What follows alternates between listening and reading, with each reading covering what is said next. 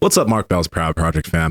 This episode is brought to you by Piedmontese beef. Now, Andrew, you usually like dieting on like high carb, lower fat, and you're doing a lot of Piedmontese, so I need you to tell me about it. Yeah, dude. So the one steak that I put it above every other steak on the planet is, of course, Piedmontese flat iron steak. Now, if you are familiar with that type of cut, you might be thinking like, no, Andrew's tripping. Like that thing is full of fat. There's no way that you're dieting on that type of steak, especially one that good. But let me tell you the nutritional facts from a flat iron steak from Piedmontese. All right, you ready? 23 grams of protein, 1 gram of fat, 2 grams of carbs. Can you repeat that, please? Yep. I just had to double check because even though I know this, I had to double check. 23 grams of protein, 1 gram of fat, 2 carbs. What the hell? Tell me what diet that doesn't fit. I don't know. Dude, so when you're looking at macros and stuff, especially if you're in more of a bodybuilding type of diet, there's absolutely nothing on the planet that can fit better for you than a Piedmontese flat iron steak. On top of it being like the most amazing nutritional macro-friendly steak, it tastes incredible. I gave one to my father-in-law. He almost had a heart attack, like legit. Like he couldn't understand how it tasted so good. The heart attack was from the excitement, not from like eating meat. That's not what this is all about. But what I'm trying to say is that it's the best steak on the planet. I mean, that's just one of the many steaks, but to me, that's like my number one steak from Piedmontese beef. For more information, please head over to Piedmontese.com. That's Piedmontese.com. At checkout, enter promo code Power Project for 25% off your order. And if your order is $99 or more, you get free 2-day shipping. Discovery. Yeah, they got grilled cheese sandwich. Huh. And that's really good. It is good. I need to get that from there one day. I wonder if you can get a grilled cheese sandwich with a burger, with a burger on it. Wait, what? Well, because like the way the grilled cheese, like I had the grilled cheese like a couple days on my birthday. Yeah, and the grilled cheese, it's a little different than the actual burger because it's got like I don't know, it has like a lot of cheese on it. So if you slip a burger in between there, it'd be like a melt, like a burger melt, and it's toasted. Wait, okay. Let's just rewind. Grilled cheese has the bun, right? It's not bread, is it? Yeah. It's a grilled cheese sandwich, like with whatever they have. They have what they have a bun. It's a double minus the meat. Right, is what it is. Right, but somehow like more toasted. Maybe they do that on purpose. It's like more toasted and more cheesy. Mm-hmm. Yeah, you could probably slip a burger on my grilled cheese. Yeah. They're like, that'd be a cheeseburger. Yeah. Did you guys see in I think it was Colorado? They opened up a new In-N-Out, and there was like an 8 or 9 hour drive-through wait for it. Didn't you post a video? Yeah, I did. Yeah. And I just said people aren't waiting this long for Five Guys. That's a great point. You know what? I saw that they made, this goes along perfect with our guest for today. Yeah. They made an Oreo McDonald's thing. Did you guys see that? No, I didn't see it. It's like a McDonald's cheeseburger, but is that real? It cannot be real. My dad sent it to me. Cannot be real. Okay, wait, it's a cheeseburger with Oreos? Yeah. Oh, that. I saw that on a meme the other day. It probably exists. Man, it probably I've seen some crazy like mock-ups like this. I feel like there's no way that's real. So I guess there's like, and now Oreo has like, and maybe they've had it for a while, but they have double stuffed, right? And then I heard they have like ones that go beyond that. The triple stack? I think so. Wait, I'm one of the very few weirdos that actually likes the cookie better than the cream. Oh, you like? Yeah. Well, I don't blame you. The cookie part's not bad. It's really good. It just feels like all sugar like that's destroying your teeth, but those feel like they're really killing your teeth really bad. Yeah. Yo, I think it was real. This is going to be perfect when we talk about insulin resistance today. I'm excited. We're rolling? Yeah. I'm excited. We got Benjamin Bikman on the show today, a doctor of philosophy, I believe. And then he's knows a shit ton about metabolism, and we're going to talk about insulin and insulin resistance and the role that it plays. And some of the stuff that he says is really interesting, like where he'll say that a fat cell can't shrink in the presence of a lot of insulin. He said and then he also said that your insulin needs to be low in order. So I just find all this really interesting in contrast to maybe some of the things that Lane Norton said, or maybe it's in contrast to my interpretation of what Lane Norton has said before, because Benjamin will even say, Dr. Bikman or other will even say, even in a caloric deficit, like those fat cells won't shrink.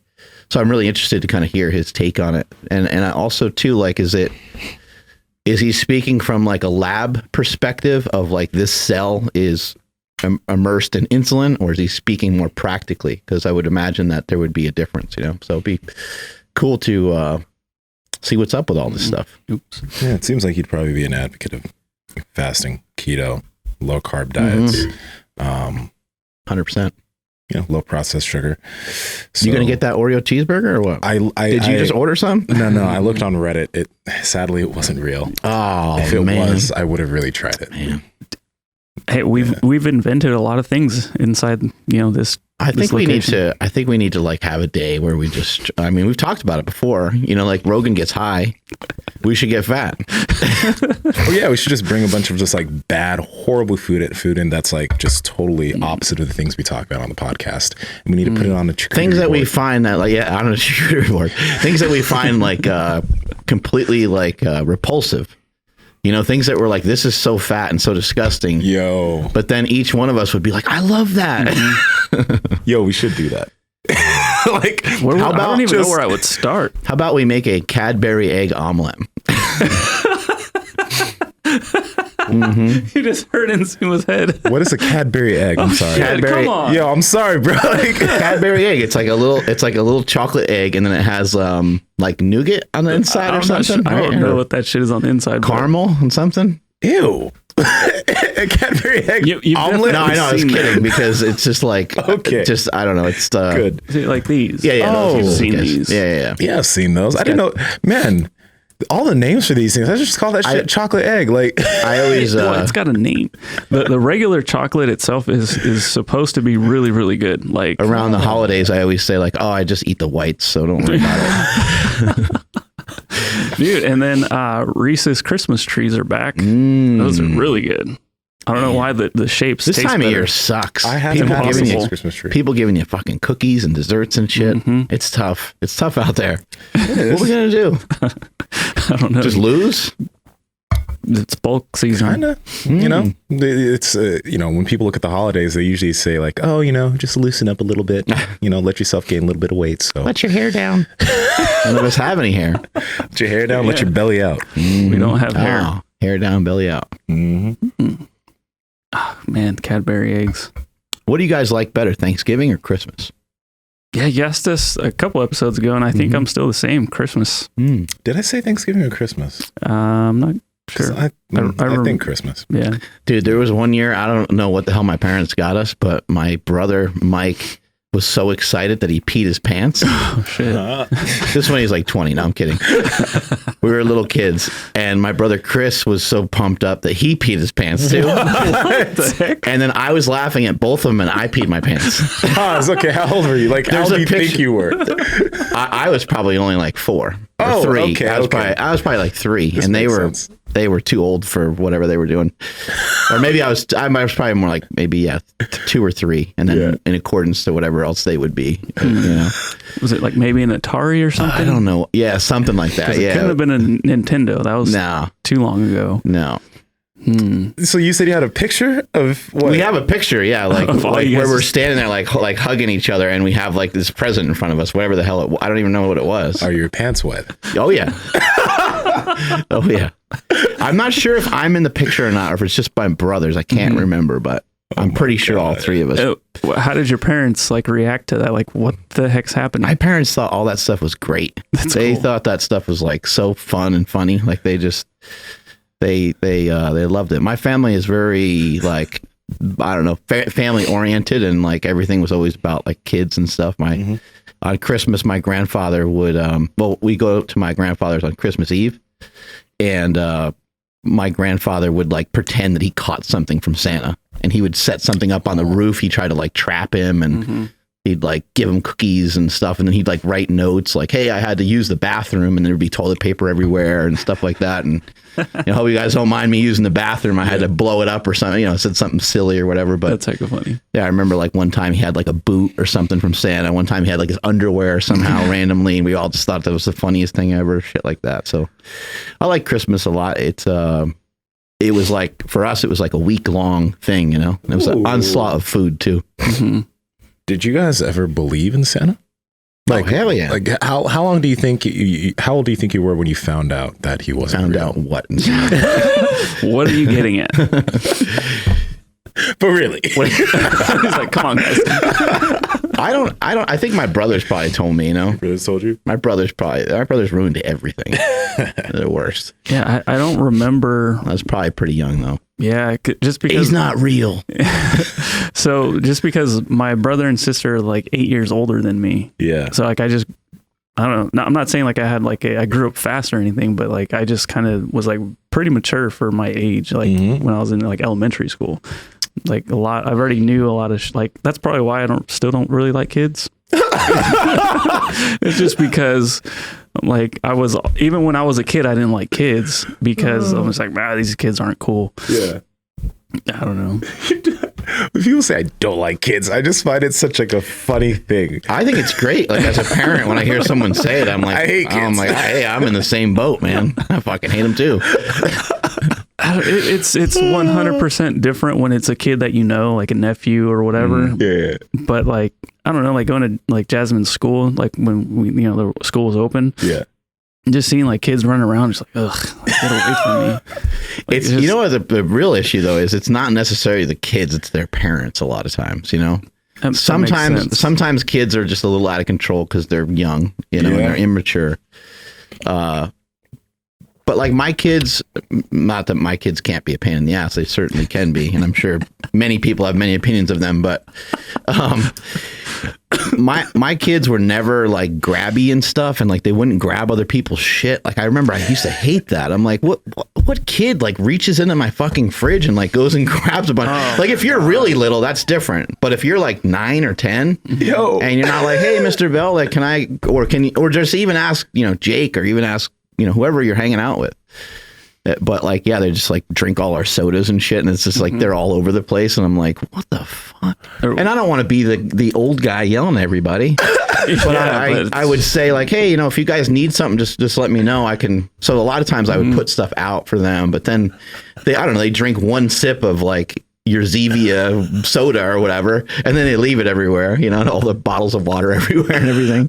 The reason I think this is so funny. Oh my God. You see, this is an African household, man. This would never happen. Getting their ass That beat. kid would get hit so quick. Yeah, but that's what I'm saying is people don't discipline. They don't, they don't really. And So for me, I'm not about to discipline somebody else's kid. I'll discipline my nieces and nephews and stuff a little bit, especially if it comes to safety. They're going to fucking run the road or something crazy. Obviously, I would take care of that. But every once in a while, they're doing something that's a little too out of bounds. You got to kind of reel them in. Sorry.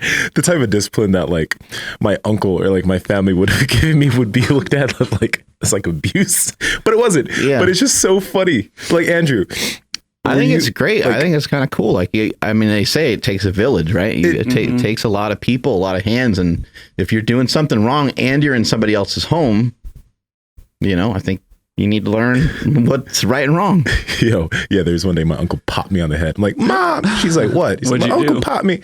And she's like, yeah, you probably deserved it.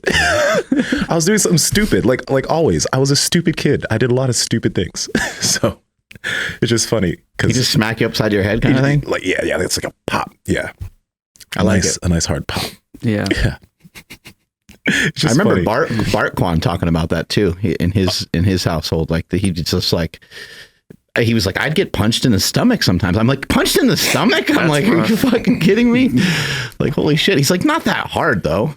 He's like, just, he's like, when you're young, you cry over everything. So, he's like, you get hit here or there and you're bawling. Yeah, I think one of them, this one sticks out in my memory the most. Like, the thing like to open and close mini blinds. It's like a rod. Yeah. Ooh, yeah. It's Dude, a good one. I got one at like, oh fuck, dude, that shit hurt. Because I remember, I don't know, I did something stupid.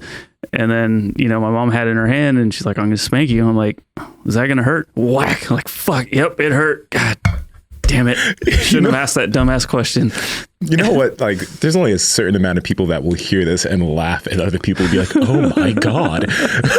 But when you're getting spanked and the individual's like, if you cry, I'm going to spank you more. And you're like, what you gotta, let's think about this. What kind of sense does that make? none.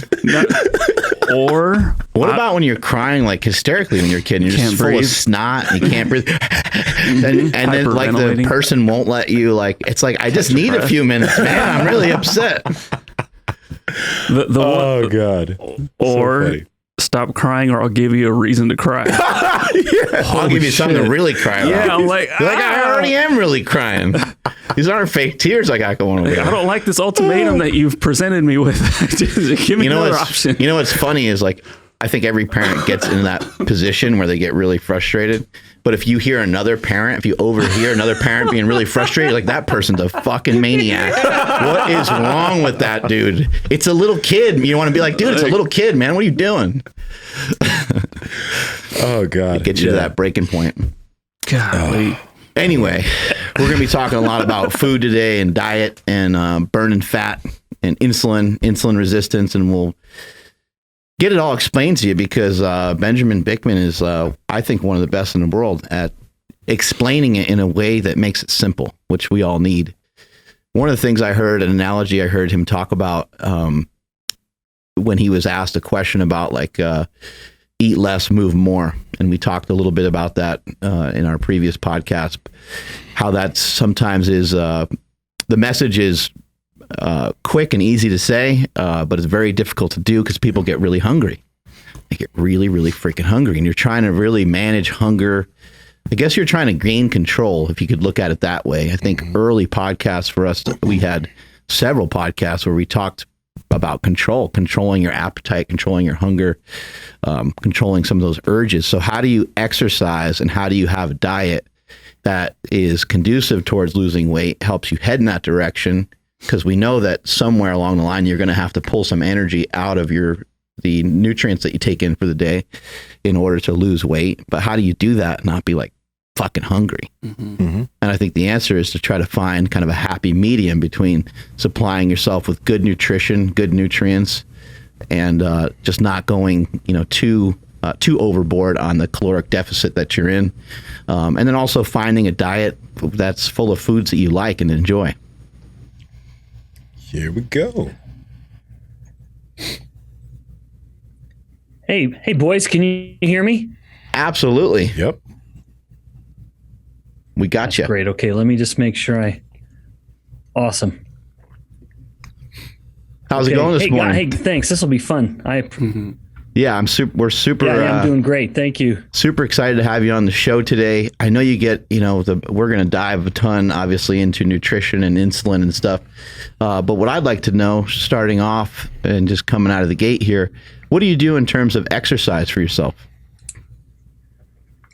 Yeah, when I turned 40, I had decided it was time to do some things that I always wanted to. So this was a few years ago now, but I'd always wanted to learn how to solve a Rubik's Cube, and I'd always wanted to do a freestanding handstand push-up. Nice. Like put the hands down, kick up, hold the handstand, and do a push-up. And I got the Rubik's Cube figured out in about a week, and I've been working on that handstand push-up for about 4 years. But it changed the way I worked out. Up until that time, I had been doing just kind of typical weightlifting in a weight room, and then I transitioned to just pure body weight, which has been a lot of fun actually, because it's focused. It's forced me to work more on my flexibility, which as I get older, I'm just convinced is one of the keys to just being comfortable and moving around comfortably. And there are just some moves I couldn't do, like a floor L sit or or like a ring muscle up with no kipping. You know, I had to work on my hamstring, my back flexibility for the L sit. I had to work on my forearm wrist flexibility for the kind of false grip on the rings. So I just do body weight. And really, I just kind of split my days up into what I call dynamic days and static days. And the dynamic days are just kind of typical movements, you know, concentric, eccentric movements of whatever I'm doing. And then on the static days, it's me getting to a point of maximal tension and then holding that, whatever the position is, and holding it for about a minute or so. And then I just sort of cycle through, you know, I'll do that multiple times and move on to a different position on a different muscle, get to a point of maximal tension, hold it for about a minute, and then it's done. I love this, and I appreciate that you're doing that, because there's a lot of people that study it.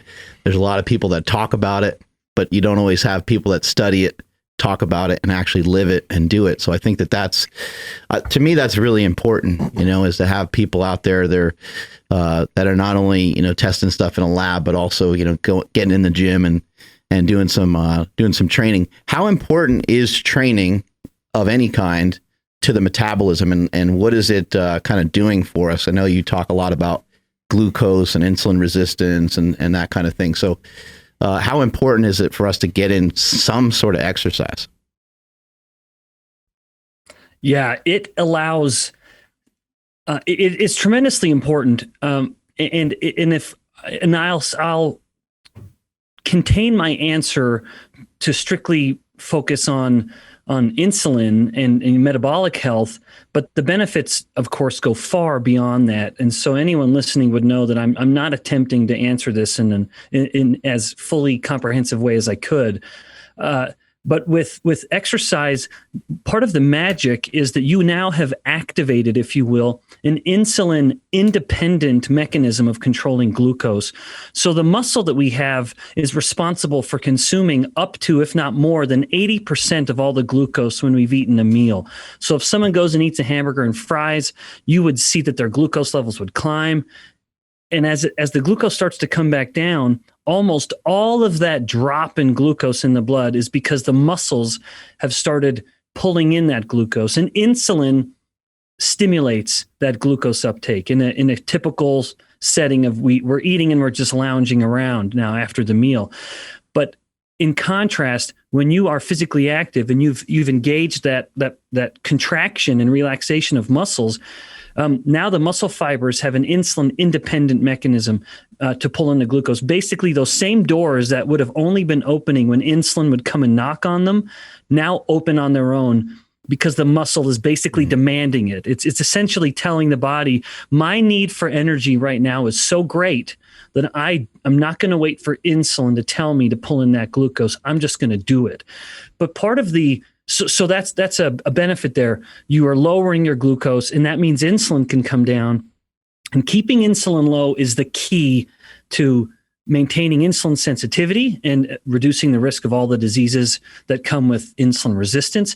It's also the key to being lean. And if I may be so bold, it's the key to longevity, but that's a bit of a tangent. But nevertheless, you exercise, you work the muscle, whatever it is, you're working that muscle, glucose will come down and insulin will come down. And insulin is low during exercise, and it needs to be low. If insulin were elevated during exercise, it would be telling the body to not be using energy. It'd be telling the fat cells to be pulling in energy rather than releasing the fat to be used. It would be telling the liver to store, even the muscle. It'd be telling the liver and the muscle to store glucose as glycogen rather than mobilize that glucose and use it for fuel. So high insulin would be antithetical to the energy mobilization that we want during exercise. Now, after exercise, oh yeah, sure, high insulin may be beneficial, although that is debated. That is absolutely debated. This idea of you need to stack some carbs with your protein to help the anabolic effect.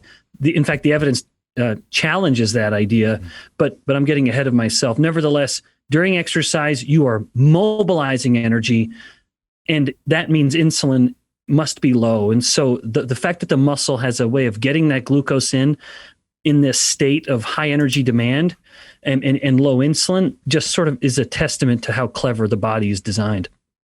So an individual that's like, let's say an individual's out of shape, they're big. Typically that individual's insulin resistant, and now they're trying to get into a weight training routine and work out and eat less food. You were just mentioning that when insulin is high, when an individual is working out, it's negative. But that means that in most situations when these people are working out, their insulin is high. How can they avoid that? Do they need to try to fast before working out? Don't eat before working out? Is there just the amount of time that they need to become insulin sensitive? How do they navigate that? Yeah, that's a great question. What a good insight. Yeah, so some people that are insulin resistant would naturally have a higher level of insulin. Their kind of baseline insulin is a little higher. So they're sort of chronically, maybe even multiples higher, 2 or 3 or 4 times higher than the average insulin sensitive person. But that's kind of, at the moment, they're normal. And so if insulin comes down for them, their fasting insulin may be at 20, but an insulin sensitive person's fasting insulin may be at 5. In that person who's insulin resistant, that 20 level is kind of normal at the moment. And because their muscles are insulin resistant, that 20 is going to be okay. They're not going to, force themselves into a hypoglycemic event when they exercise. So them having a chronically higher insulin, because they're insulin resistant, it'll still be higher during exercise, but also because of the insulin resistance, that will ensure they don't become hypoglycemic, where the liver isn't pumping out glucose and the muscles are pulling it in.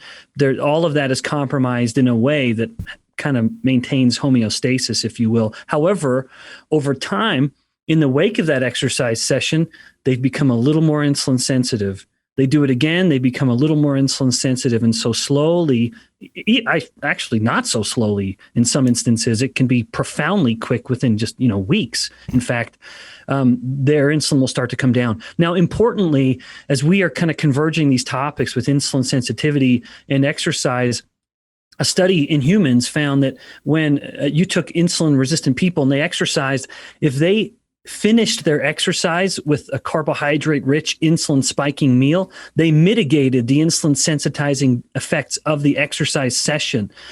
That is such a note of caution, because as we see in gyms so often, you'll see some person who's likely insulin resistant on that elliptical machine, and they're just working their guts out, but then they're sipping like a fruit smoothie or some other kind of nonsense.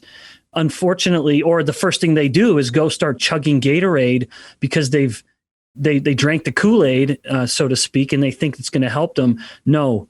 If someone is exercising with the intention of improving their metabolic health, a part of which, or a big part of which, will be improving their insulin sensitivity, don't finish your workout with carbs or feel like you need to even be eating the carbs during the workout. That is such an overblown. Really, probably just a marketing. It's just a way to sell Gatorade or other such stuff. Can we just back up a little bit and let's in the best way possible, in the simplest way possible, if you can explain insulin, and are we trying to be insulin sensitive, insulin resistant? Like I find myself, even after studying a lot of this stuff for a long time, kind of being like, wait, what was that one? And what was this? What's leptin do again and stuff like that. So if you can explain insulin and insulin sensitivity, insulin resistance, and how someone becomes like pre-diabetic and diabetic and that kind of stuff. Yeah. Awesome. Yeah, Mark. So there's a lot there to unpack, but I'm delighted to unpack it. This is because this is the only thing I know anything about. So Insulin is a hormone that classically is only viewed through the lens of glucose. So the average person who hears the word insulin just thinks, oh, well, that's just a diabetic and they need it for glucose control. In fact, that idea is so firmly entrenched in people's minds, including very educated individuals. And I do air quotes on that on purpose, because I'm one of those guys who thinks that credentials after a name really don't mean anything. It's just a sign of someone being patient enough and willing to take the abuse of academia. Coming from a double doctor over there too. Yeah. So I would want anyone to know that there's no ego attached to any of these credentials. It really is just show me what you know. So in the case of with insulin, it's viewed classically through the lens of glucose, which is wildly unfair, because insulin does hundreds or thousands of things throughout the body. and different things at each cell. Literally every cell in the body has insulin receptors. In other words, insulin has an effect at every single cell in the body. And I mean them all, from brain cells to bone cells, from liver cells to lung cells. It doesn't matter. Insulin will affect every single cell in the body. And the theme of insulin's actions will be to store energy. Basically, that's the theme, the overarching or the umbrella idea, the effect of insulin at every cell. It will be to, in some way, stimulate the uptake of building blocks like amino acids, fatty acids, or glucose, and then tell the cell what to do with it, either basically creating bigger molecules. So insulin is anabolic in that sense, although I wouldn't want someone to think that I'm implying that it's anabolic at the muscle. That's a bit of, once again, a bit misunderstood. But nevertheless, insulin tells the body what to do with energy. And then when someone is living a life where it's chronically bumping up their insulin because they're following the standard dietary advice, right? That they're eating high starch, high sugar meals because they've been told to get 60% of their calories from carbohydrates, and they've been told to eat 6 meals a day. That is a wonderful way to make sure that insulin is elevated every waking moment and even well into the first part of the night. And chronically elevated insulin will cause insulin resistance. Now, there are other inputs that will do this, but that is a fundamental feature of insulin resistance. And it's you cannot separate the two, but it is one of the two sides of the coin that I'm going to call insulin resistance. So that one side of this coin, as we now sort of transition into defining insulin resistance, is the chronically elevated insulin. That is a fundamental feature of insulin resistance. And we have to appreciate that to appreciate how insulin resistance affects virtually every chronic disease. But the other side of the coin is that some cells, like the muscle, like the brain, for example, like blood vessels in some aspects of the body, they become insulin resistant. So insulin isn't doing what it used to do in those cells. So the effect of insulin is compromised. Not all cells, though, but some of the cells aren't responding to insulin the same way they were before. So those are the two sides of the coin of insulin resistance. Some cells aren't responding, but others are responding as well as they ever did. And blood levels of insulin are chronically elevated. Now, these two things matter in different ways. And let's take, just to highlight the relevance of this, let's just pick two, maybe very unexpected disorders. Erectile dysfunction in men. That is thought to be one of the earliest symptoms of insulin resistance. And it's because those blood vessel cells in that guy, they become insulin resistant. And insulin will dilate blood vessels. It'll tell blood vessels to expand to improve the blood flow to a tissue. And in that poor guy, his blood vessels have become insulin resistant, and now the vessels don't dilate, and now he can't get an erection. However, and so that is a consequence of insulin resistance. But in a woman, the most common form of infertility in a female is polycystic ovary syndrome. And that's the consequence of the chronically elevated insulin, where her very high levels of insulin are inhibiting an enzyme in her ovaries called aromatase.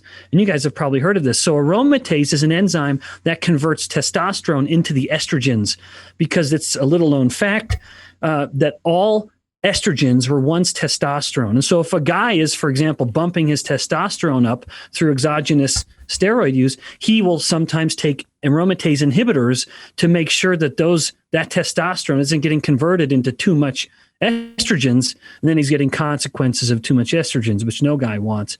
But in each case, erectile dysfunction and polycystic ovary syndrome, each is a perfect example of, on one hand, the insulin resistance, and on one hand, the hyperinsulinemia, both of which kind of combine to create the overall syndrome or condition that we call insulin resistance. So as far as like when an individual hears this, we were just talking before the podcast, and we were talking about yesterday on how to get lean. And a lot of the advice that people get is, you need to eat less and do more exercise. And Mark was just mentioning how that's what people are told consistently. But for a lot of people, that doesn't tend to work because of hunger. And we were also talking about hunger yesterday. Now, Mark mentioned to me, he asked me a question: do you feel it's necessary for people to feel hungry? And I personally do feel that, like, when people are dieting, that they need to feel hungry. But he also mentioned that you had a very interesting insight on the idea of hunger in the context of weight loss or fat loss. And I was wondering if we could potentially go into that. Yeah. So I have maybe a complicated view of hunger. I do think there's something to be said for being comfortable with hunger, the discipline that comes with it. When you feel that rumble and your stomach is trying to tell you, hey, eat something. And yet you are thinking, wait a minute, I am more than the sum of this fleshy mass. There's a part of me that is sovereign, and I know I've eaten enough. Or in contrast, I know I have literally hundreds of thousands of calories stored on my body as fat. And so belly, shut the hell up. I'm in charge. And I don't need to eat right now. So I do think there is a genuine value to hunger. Of course, not in the case of starvation. So I hope I hope people won't misunderstand me. I do think there's an inherent discipline that must at some point be realized for someone to really be as metabolically healthy as they want. And a part of this would maybe be reflected in this idea of being okay with hunger. Now, having said that, I believe that there are two aspects of hunger. One is, I referred to it a moment ago, but I'd call it gastric hunger. And then the other one is an actual energetic hunger. And so very briefly, gastric hunger is the hunger that someone would feel a few hours after they've eaten. And it's basically this idea that I had distended my stomach with a bunch of food. I got full, and now the food has moved from my stomach into my intestines, further down, small intestine, and they feel that absence, that space, if you will, in the stomach. The stomach is now empty, and that makes them uncomfortable. That's what I call gastric hunger, and it's acute. It can not easily, it should be ignored. But that is so important because there is an honest to goodness phenomenon of addiction to feeling full. It's an actual addiction where someone needs to feel full, even stuffed. And it's a weird thing to say. There's so much discussion of, well, is sugar addiction real? I think very much that it is. But also there's this idea of I'm addicted to feeling full. And so I know people who are morbidly obese, and they will say, oh, I just can't fast. It makes me sick. And I'm thinking to myself, you can fast. You're just addicted to feeling full. It is an honest to goodness phenomenon. So that's gastric hunger, which is acute. It passes, and a person just has to grit their teeth and let it go. And then they get into this phase of energetic hunger, which is almost never really reached in a chronic setting. But that's when you are actually running out of fat mass. And that's when fasting turns into starvation. So there is a line there where you can have a morbidly obese person and they can honestly fast from any food and calories for a year. This has been done. There's an actual case report published from the UK of a man who had fasted, literally just taking water and vitamins and minerals, and he fasted for a year because he was morbidly obese and he was simply eating his own fat for fuel. And he could do that because insulin was low. Once again, touching on the relevance of insulin. Insulin dictates which fuel the body is using. If insulin is elevated, the person is stuck in sugar burning mode. If insulin is low, the person transitions to fat burning mode. But nevertheless, that's a bit of a tangent. Energetic hunger really only comes when the person is running out of fat. And as they run out of fat, they start getting low with ketones. And that combination of low ketones, because you can only make ketones from fat, and if you've run out of fat, you can't make ketones anymore. And so that combination of now glucose being low and ketones being low, the brain senses an actual energetic kind of crisis. And that's a hunger or starvation that is such that that's the kind of hunger that leads someone to eat another human. Their hunger becomes so extreme, they would do things they never would have imagined. So those are the two phases of hunger. But even one other aspect to the energetic hunger that I just feel compelled to mention, where someone can get into this sort of faux state of energetic hunger when they eat something really, sugary or really processed carbohydrate. Their glucose spikes up and then it plummets to a very low level, like 40 milligrams per deciliter or so. That state of that rebound can be sensed as almost a panicked, frenzied hunger. This can happen when someone's insulin resistant, where they get their insulin spike overshoots the glucose load, and then they get too low. But this is particularly a problem if a person is metabolically inflexible. And I hate to be bringing up another topic, but just indulge me for a sec. The average person is metabolically inflexible nowadays because their chronically elevated insulin means that they're stuck in sugar burning mode. They're only burning their blood sugar or glucose, and they're almost never shifting over to fat burning. And so it's called this metabolic inflexibility, because the average person should be able to eat. Well, the healthy person eat, go to sugar burning mode. A few hours later, they transition to fat burning mode, and they're comfortable shifting between the two. A person who's stuck in sugar burning mode, when blood glucose levels start to go down, the brain is so used to only burning sugar that it panics and will drive them to eat more. However, if a person is metabolically flexible, or indeed is more of a fat burner, then if glucose is going down, the brain is so used to metabolizing ketones that there's no transition, there's no panic.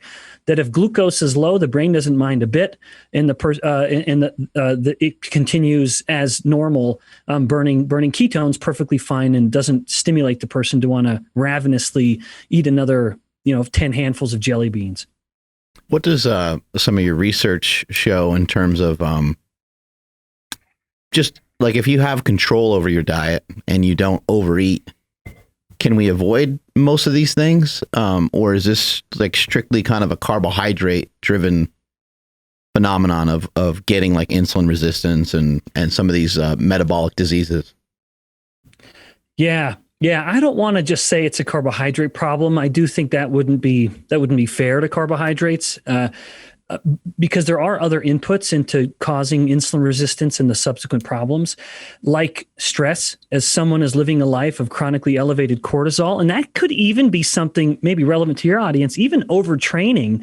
That if you are putting your body into that kind of sympathetic state all the time, that sympathetic nervous system state, which I bet all your listeners are more than familiar with. But if you are stressed, if you're constantly amped up, those stress hormones like cortisol and epinephrine will be up. Those are the prototypical stress hormones, and they are insulin antagonists. They make the body insulin resistant. And then inflammation itself is a known driver of insulin resistance. And so this would be relevant to someone if they have a food sensitivity or an autoimmune disease, if their immune system, or an outright infection, frankly, but if their immune system is turned on and inflammation is up, inflammation will also be one of the inputs or one of the causes of insulin resistance. Now, having said those things, as much as someone can control inflammation and stress, then do it. It ought to be done, but those are also a little more ambiguous, maybe a little harder to control. Controlling the food that you put in your mouth is a much simpler, but perhaps not easy, because we're dealing with habits and addictions. But that is, I argue, the most powerful lever that we can manipulate, just changing the diet to control carbohydrates. And then, as I say, control carbs, prioritize protein, and fill with fat. If you can do that. But again, you're dealing with addictions, because no one is sitting at home on a Friday night watching the latest Mandalorian episode thinking to themselves, oh man, I really need a steak and some scrambled eggs. It doesn't really happen. It's really that they want something salty and crunchy or sweet and gooey, and that's going to be loaded with carbs. That's what we get addicted to. It's not, boy, I really want a hard-boiled egg. No one says that. And that might be a great reason to kind of segue into, talking about calories, maybe when somebody starts a diet, like it's probably not a great idea to start by chopping out calories unless you have a known history of knowing how to diet. If you're a veteran dieter and you know what you're doing, then that might work great for you. But my suggestion to people is always, hey, let's get used to these foods first. And if you feel like eating, 4 apples in a row, then go for it. Or if you feel like eating more yogurt, or you feel like eating, more protein. I almost consider protein to be like free calories almost. Like, hey, just go for it. And you can worry about shifting it around later at some other date if you're not making the progress that you want. You said a lot of brilliant things right there. Your comment about protein, I totally agree with that. But it also reflects part of the hatred that I have for calories. and I say this with a modest degree of authority, where I think that because of my background in studying actual like energy use in the body, but I think the inclusion of calories, which used to be into the realm of nutrition and obesity, is one of the greatest travesties of modern day science. Can I get an amen? Yeah, good. Because calories, we're now bringing in the realm of physics and thermodynamics, which works in this sort of this closed setting of the universe, where all energy is neither created nor destroyed. It's just simply accounting for what the energy is converted into. And there's this myth that the human body is somehow thermodynamically perfect. And because if we take these 10 grams of fat or 10 grams of glucose and we burn it and it gives this much heat and it can raise water this much of a higher temperature, that means the human body is going to do the exact same thing and every calorie is going to be perfectly accounted for. That is absolute BS. It is a total fallacy. There's so much nuance to how the body uses energy, including the role of hormones, which is nowadays almost totally ignored. And that has given rise to what I consider one of the greatest travesties of modern nutrition, which is that maxim of eat less, exercise more. If that worked, we would have been lean 50 years ago, because that's how long we've been spouting that nonsense. We have got to appreciate the role of hormones. Yes, the amount of food matters. And so despite what I've just said, I do think there is something to get from overall energy consumption, in other words, calories. But if we overlook hormones and what hormones tell the body to do with the energy we've consumed, then we're missing what I argue is the most relevant variable in that formula. But more to what you'd said about protein. Protein itself has a higher energy expense just to digest and absorb. So giving it a caloric value equal to glucose is absolutely silly, because the body can take in that glucose with almost no energetic loss. It does it very, very well, like it does with fat also. Protein should not be looked at as a calorie, because it is only in very rare instances that the body's getting any energetic value from the protein, where it's converted it into glucose in the liver. That does not happen often, even in fasted states. That does not happen until you've basically run out of fat. When you transition from fasting to starvation, which almost nobody does anywhere in the world these days, then now you're cutting muscle to get those amino acids to make glucose to fuel the brain in that case. But protein should not be looked at as a calorie. I don't think anything should. But also, one comment on protein, I just have to say this. I think that in modern day exercise, we have also we misuse protein. Protein never comes alone in nature. So someone who's going to work out and they're just taking some scoops of whey protein, I don't mean to sound silly, but that is unnatural. The body isn't meant to just get pure protein. God built every best source of protein to come with fat, and I think we should eat it that way. When we separate protein and fat, we are doing a disservice to the protein. One, we don't digest it as well. Bile acids actually enhance protein digestion in the liver, in the guts. And that's why when someone will typically tell me, I can't eat protein, it upsets my stomach, I will tell them, try eating it with some fat and let's see what happens. And almost always it feels better. And so when someone is focusing on a protein supplement, focus on one that's giving you protein and fat. And I'll put in a little plug, go to a website called GetHealth.com, because I built something that does this. It's a 1-to-1 of protein to fat. And that is more anabolic than the protein alone. So egg white is the best protein for humans, right up there with whey and meat. And a study found that in college-aged males, they worked out and then they measured the degree to which the muscles made new protein. And they saw a little bump in muscle protein synthesis. Then they gave them a load of egg white, just pure egg white protein. And there was a bump beyond just the workout alone. So the protein alone had a greater anabolic effect. And then they had them consume the whole egg. which is, I consider it a divine ratio. It's a 1-to-1 by mass of protein and fat. And then it went one step beyond the protein alone. There is something more anabolic about protein and fat. And back to my original point, God knew what he was doing when he put protein and fat together. And I would then say that the body is going to respond best to protein and fat. It's more anabolic. It helps us digest the protein better. And you know what? Here's a little tangent though.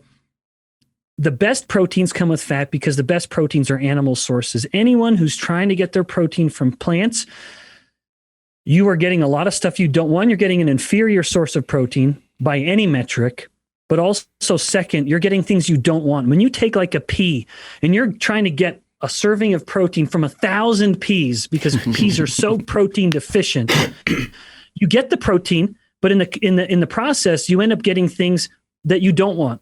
Two things: anti-nutrients, honest to goodness. That sounds like it's the stuff of myth. I encourage anyone to look this up. Type in plant proteins, things like phytic acids or tannins or trypsin inhibitors, honest to goodness molecules that are coming with that plant protein that are going to block you from getting the protein. Not only is it already an inferior source, now you're even getting less of it than you wanted.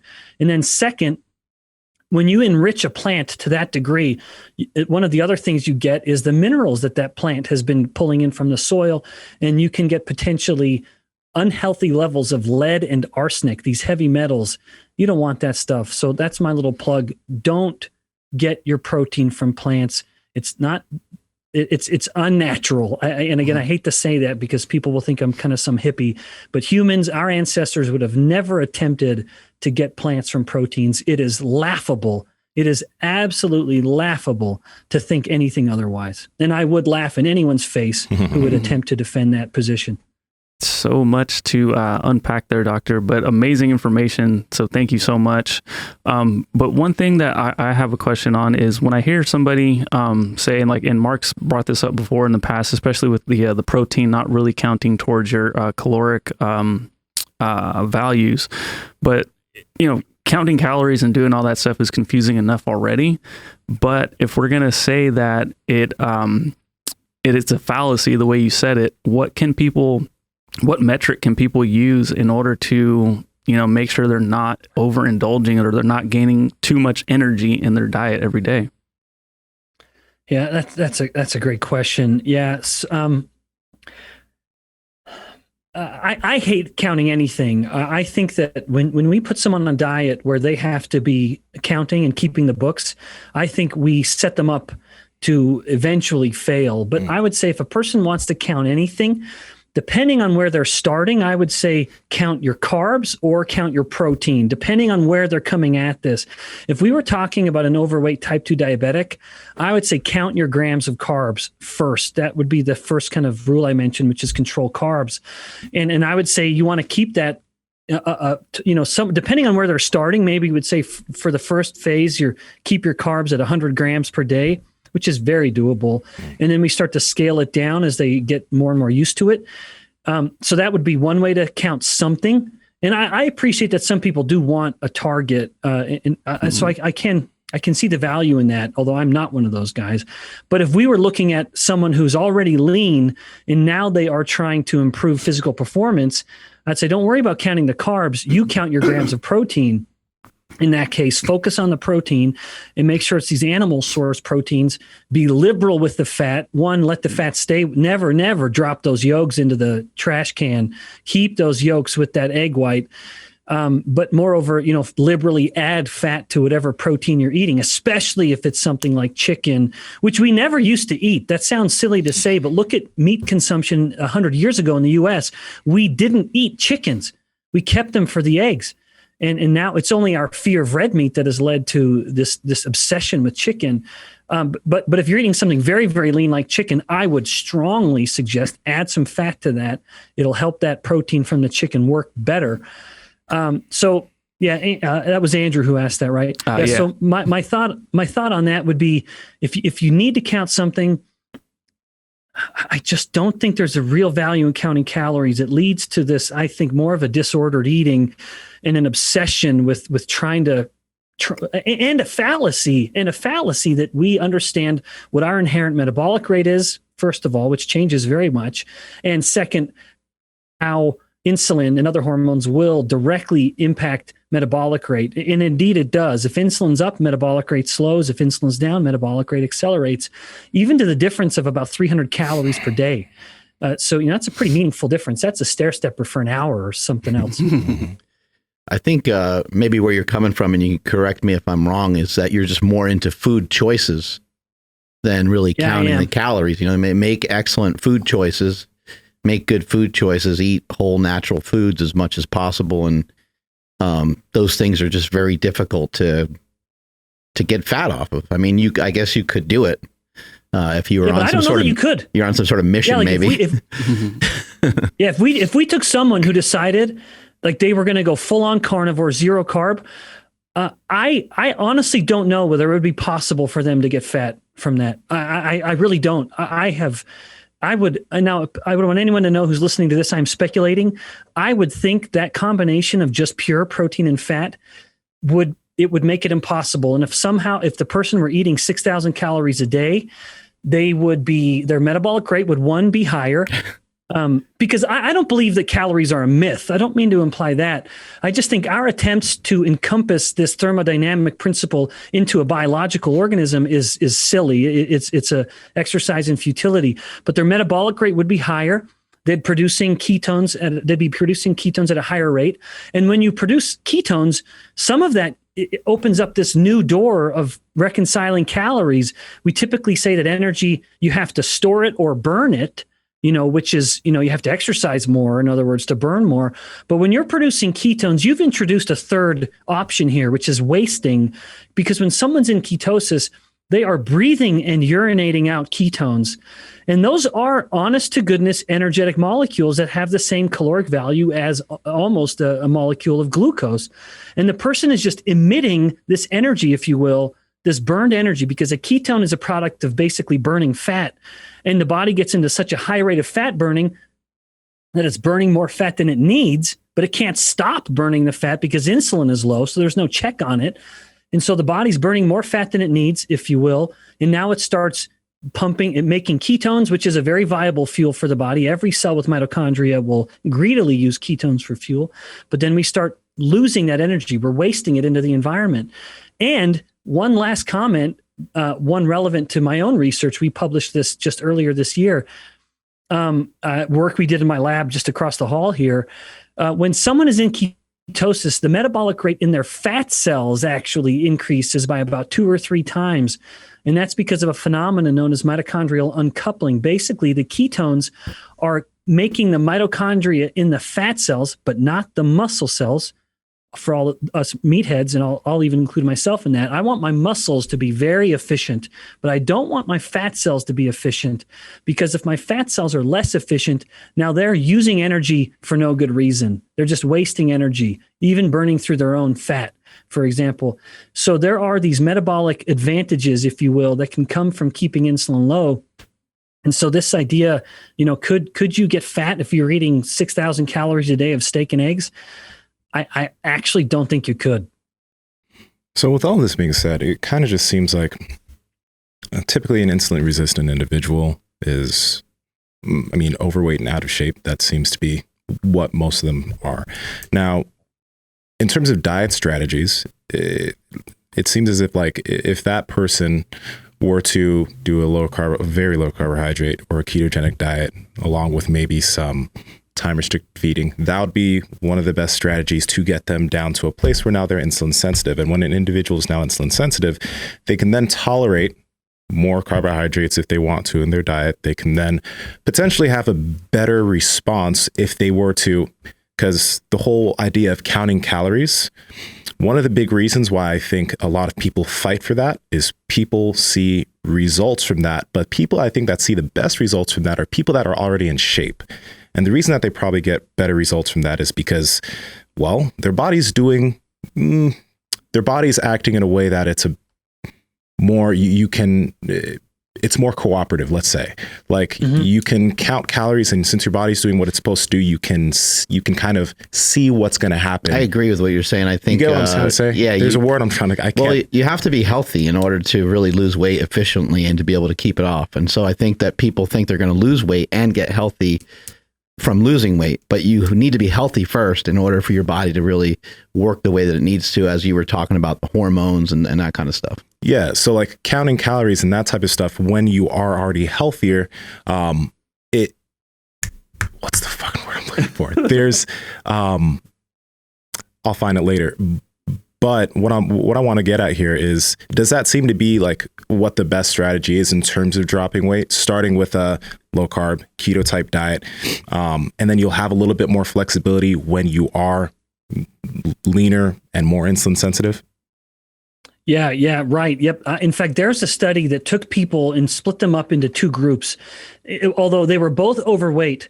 But one group was insulin sensitive, which can happen. There's that kind of paradoxical group of people that can get overweight but still be insulin sensitive, and that's sort of a deeper topic that we can get into if later, perhaps. But then there was another group who was also overweight but insulin resistant.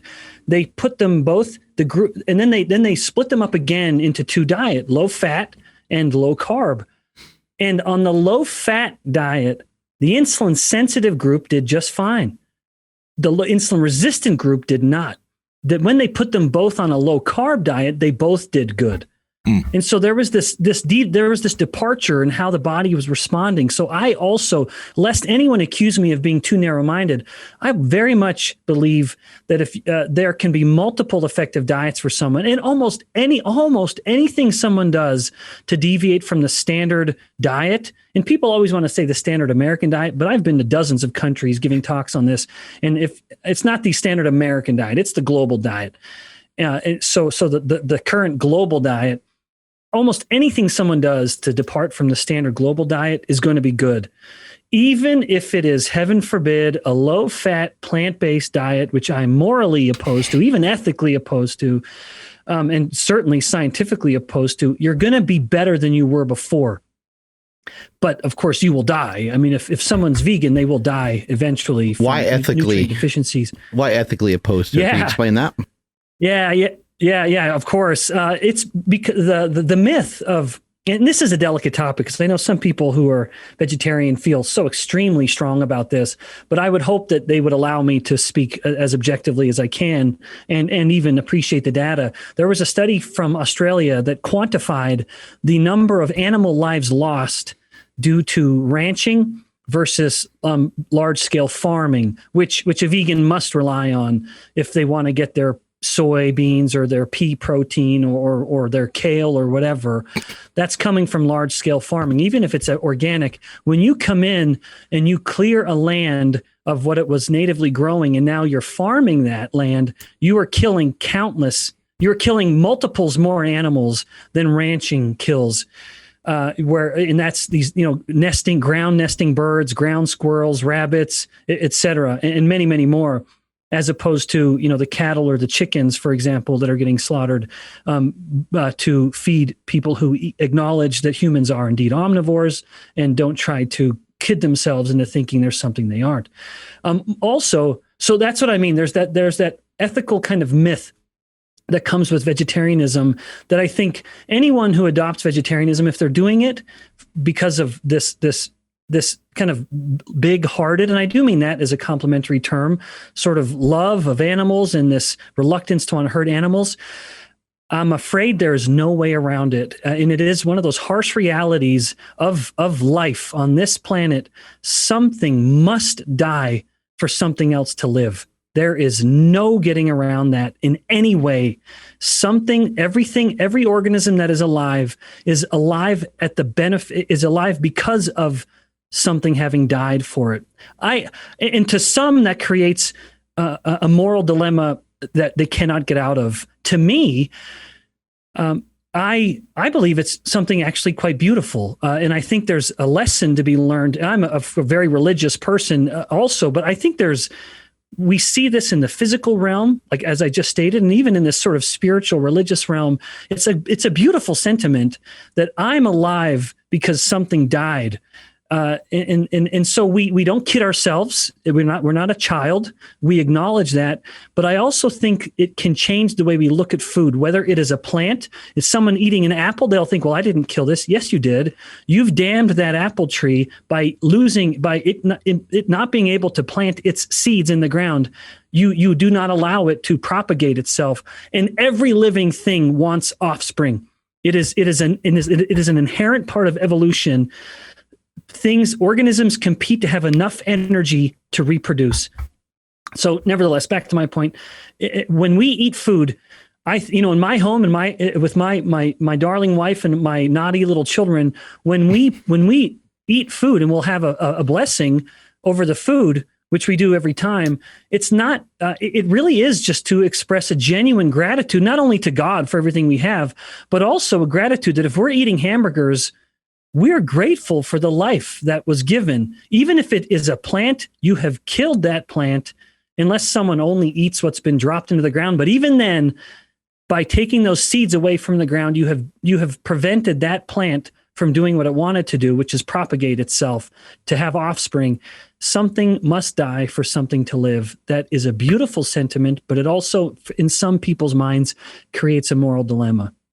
You mentioned kind of like a global diet, and right now we have this global pandemic, and maybe the global pandemic is related to the globally foul eating habits that we've developed, not just in this country but in others, and then also a lot of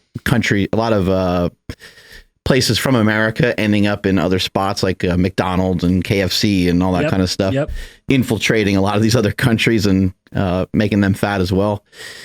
Can you explain the dangers of having extra body fat on you? Because I used to be of the impression, and I think that you were had the same sentiments as well. I used to think that fat cells were just dormant, that they didn't really do anything. It was just extra body weight you were lugging around, but they can be really dangerous in so many different ways. You mentioned insulin resistance, diabetes, heart disease, dementia, all these different things that could be detrimental to, but it can also be detrimental to just our overall health and our ability to be able to fight off, viruses and what we have going on right now with COVID-19. I believe the fat cells that cause what's called a cytokine storm or something like that. Can you kind of go into some of that and explain some of the dangers of that? Yeah, gladly. Yeah, I'm thrilled you're bringing that up. Yeah, so fat cells are definitely a misunderstood character in the body, where historically, and it maybe in some people's minds even still, they are viewed, just as you said it, as this sort of just this side character who is inert. It's not doing anything really contributing to any function of the body. It's just a depot for energy. It'll store the energy when it's in excess, and it'll mobilize the energy when the body needs it. But the truth is so much more interesting, including how fat cells play a critical role in fertility, where the reason a woman in particular becomes infertile with a lack of fat is that we must have this fat-produced hormone called leptin in order to allow the body to go through normal, in the woman, the menstrual cycle. And in the woman, in the case of the woman, it's because she has to bear the metabolic burden of pregnancy. She has to have enough fat to even... It's basically the body's system of checking itself. Do I have enough energy to carry this fetus? And then do I have enough energy to breastfeed? And that's why mommy's supposed to have enough fat on her to do that. So fat is often overlooked in a beneficial sense. I think in this negative sense, in the case of COVID-19, it's also being swept under the rug, where the evidence is excruciatingly clear, but not perhaps politically correct to note. Having too much body fat is without a doubt it appears to be the single most relevant variable in dictating or determining the degree to which someone will have a very negative reaction to COVID-19 or a very modest reaction, as many people, of course, do. So we know out of the data from New York earlier this year, in the midst of them really fighting this battle, this paper was published looking at the pre-existing conditions and found that almost 95% of every single person who was admitted to the hospital with a COVID infection because it got that bad, 95%, virtually every single person had at least one pre-existing condition, and about 90% of them had more than one. And then they listed the pre-existing conditions. And the way they listed it, I actually resent, because I think it reflected maybe their attempt to not point the finger at the true culprit, which is fat. So the way they listed the pre-existing conditions, it was as follows. Pre-existing condition number 1 was heart disease, which is a very vague term for any kind of cardiovascular complication. Pre-existing condition number 2 was obesity, 3 was diabetes, and 4 was morbid obesity. So they had split the obesity up into its own 2 categories. And when you combine the 2 of them, it ends up being pre-existing condition number 1 by a wide margin. So this revised, more accurate list would be obesity, and then heart disease, and then diabetes. And the relevance of the fat cell then is rearing its ugly head, because fat, in the case of a virus propagates through the body because its little viral particles get into a cell, and then it hijacks that cell, and it forces that cell to start basically becoming a factory for producing new viral particles, which it then emits into the body, infecting other cells. So this virus must get into a cell.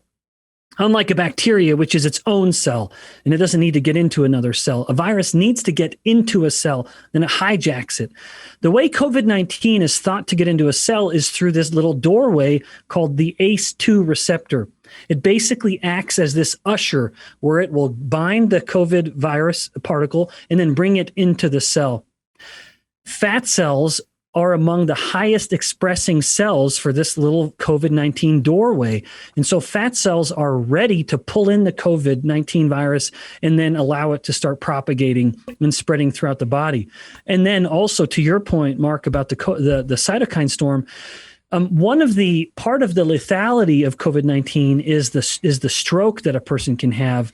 And what happens here is, what could be happening is that as the fat cells are becoming infected, they start releasing these cytokines or proteins that, 1, increase inflammation throughout the body, but 2, also promote clotting of the blood. And thus this direct connection from the infected fat cell to the blood clot and the stroke, which is often what is killing a person if it is actually a death from COVID-19.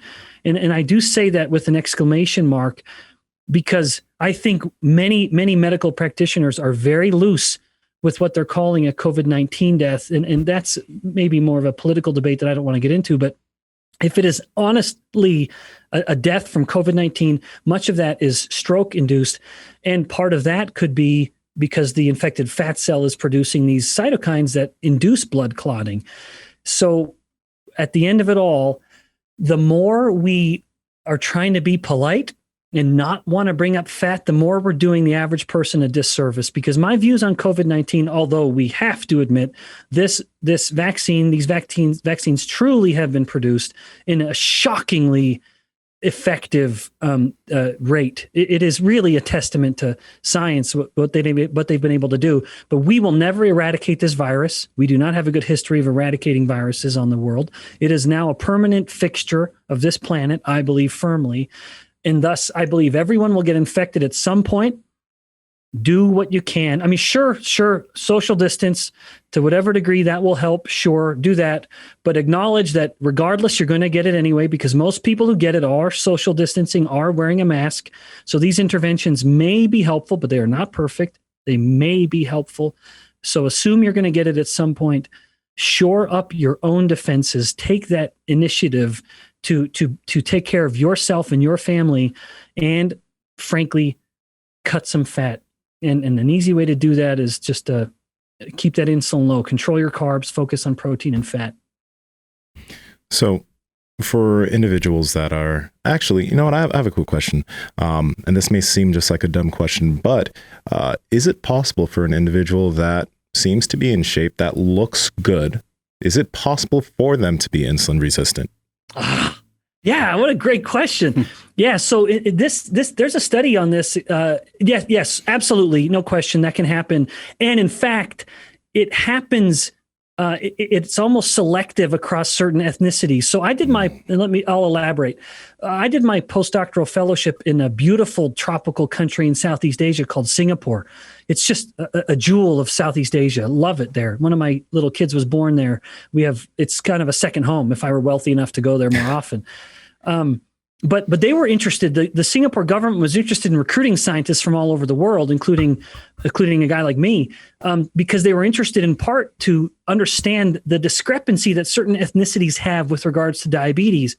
And basically, of the ethnicities that are predominant in Singapore, like European, Caucasian, Malaysian, Asian Indian, and Chinese, there's this very broad difference in how healthy they are as they're getting fatter. And let's take the two ends of the spectrum. Take a European, Northern European, like my ancestors, my Scotch-Irish kind of Scandinavian blood, or take a man of Chinese ethnicity, which is the predominant ethnicity in Singapore.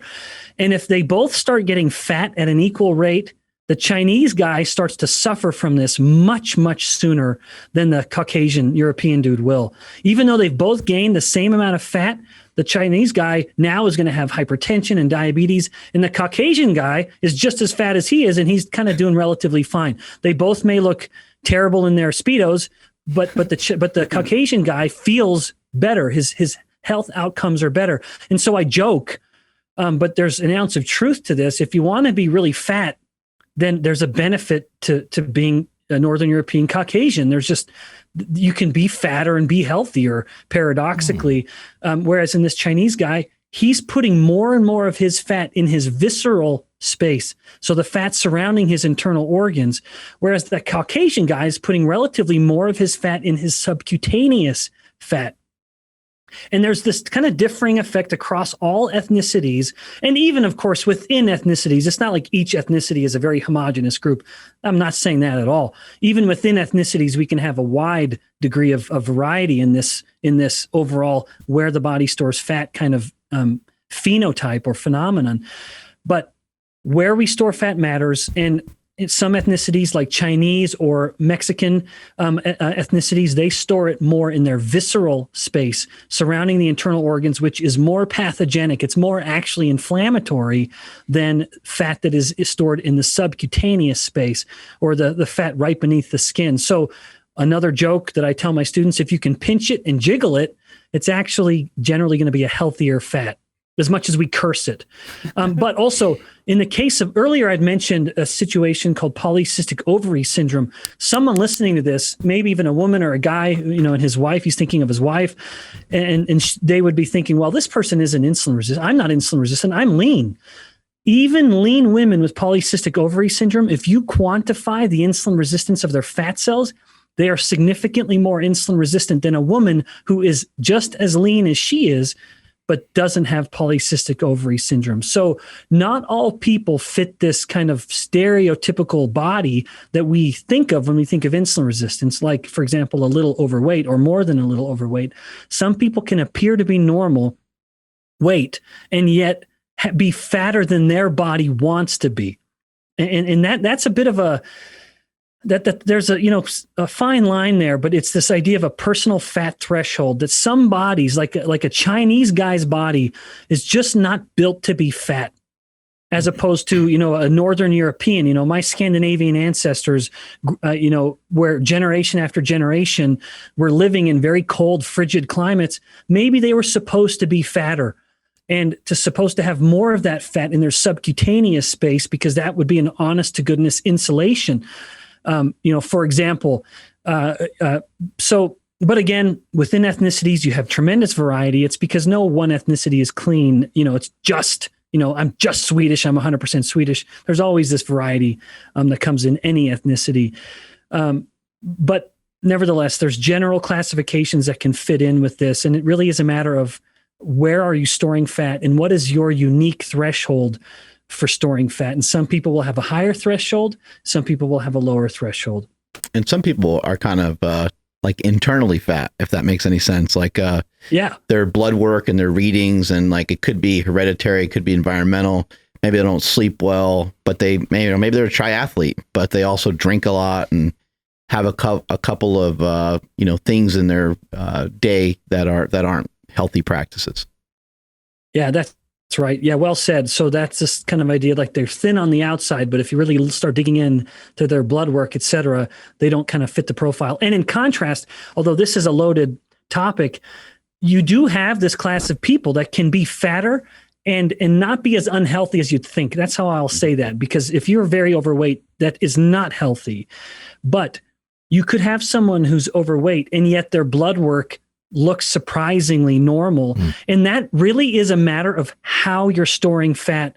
I'll try to be brief because it's such a big topic, but as you take two people and they're both getting fat, you can have some people that get fat because each individual fat cell hypertrophies. In other words, a hypertrophic fat. And basically the fat cells reach a maximum dimension and now they become sick fat cells or insulin resistant pro-inflammatory fat cells. Or alternatively, you have fat cells that grow a little bit and then they recruit a new fat cell. Then they recruit a new fat cell. So no fat cell ever hypertrophies much. It's the fat tissue itself has become hyperplastic, or they have hyperplasia where they're making new fat cells. And each fat cell stays very low inflammatory and very insulin sensitive. And thus the body stays metabolically reasonably healthy. Wow. But never totally healthy. I do not believe it's possible to be obese and healthy, but they'll be healthier than you'd expect. And so it's this phenomenon of hypertrophic fat growth, which is sick, and a person can be moderately overweight and be sick because of it, or hyperplastic fat growth, where the person can be fantastically overweight and be healthier than they should. Also, these are the people who can become morbidly obese. Most people could never possibly weigh 600 pounds. Most people, it is impossible. You could do everything you could to try to make them that fat, and it simply wouldn't work. Those people who can get to 500 or 600 pounds have hyperplastic fat growth. And so the fat cells, their ability to continue to store fat is limitless because genetically, they just have that switch turned on. Most people will have hypertrophic fat growth, which is why most people nowadays are insulin resistant to some degree. The only upside to that is you have a limit to how fat you can get because your fat cells will reach that point and they'll say, I'm full, I'm done. I'm now going to become insulin resistant to make sure I don't grow anymore because insulin is attempting to demand that I keep growing. It basically becomes a disobedient child. And I know a lot about that, unfortunately. I have a quick question because you did mention it's like a lot of these Asian people, as they were trying to, or as they were getting them fatter, they had a way worse response than, individuals of European descent. That makes me wonder about the studies that they did about, blue zones and these individuals that eat high carbohydrate diet, and they're Asian, right? So if they're eating high carbohydrate diets and they're not, or it's rice, whole food, but they're not gaining massive amounts of weight compared to, and you can't compare that to the standard American diet where carbohydrates are processed, massive amounts of sugars, all these foods being mixed together. But why do those people, tend to be so healthy? Because defenders of higher carbohydrate diets always reference blue zones. So how should we interpret that?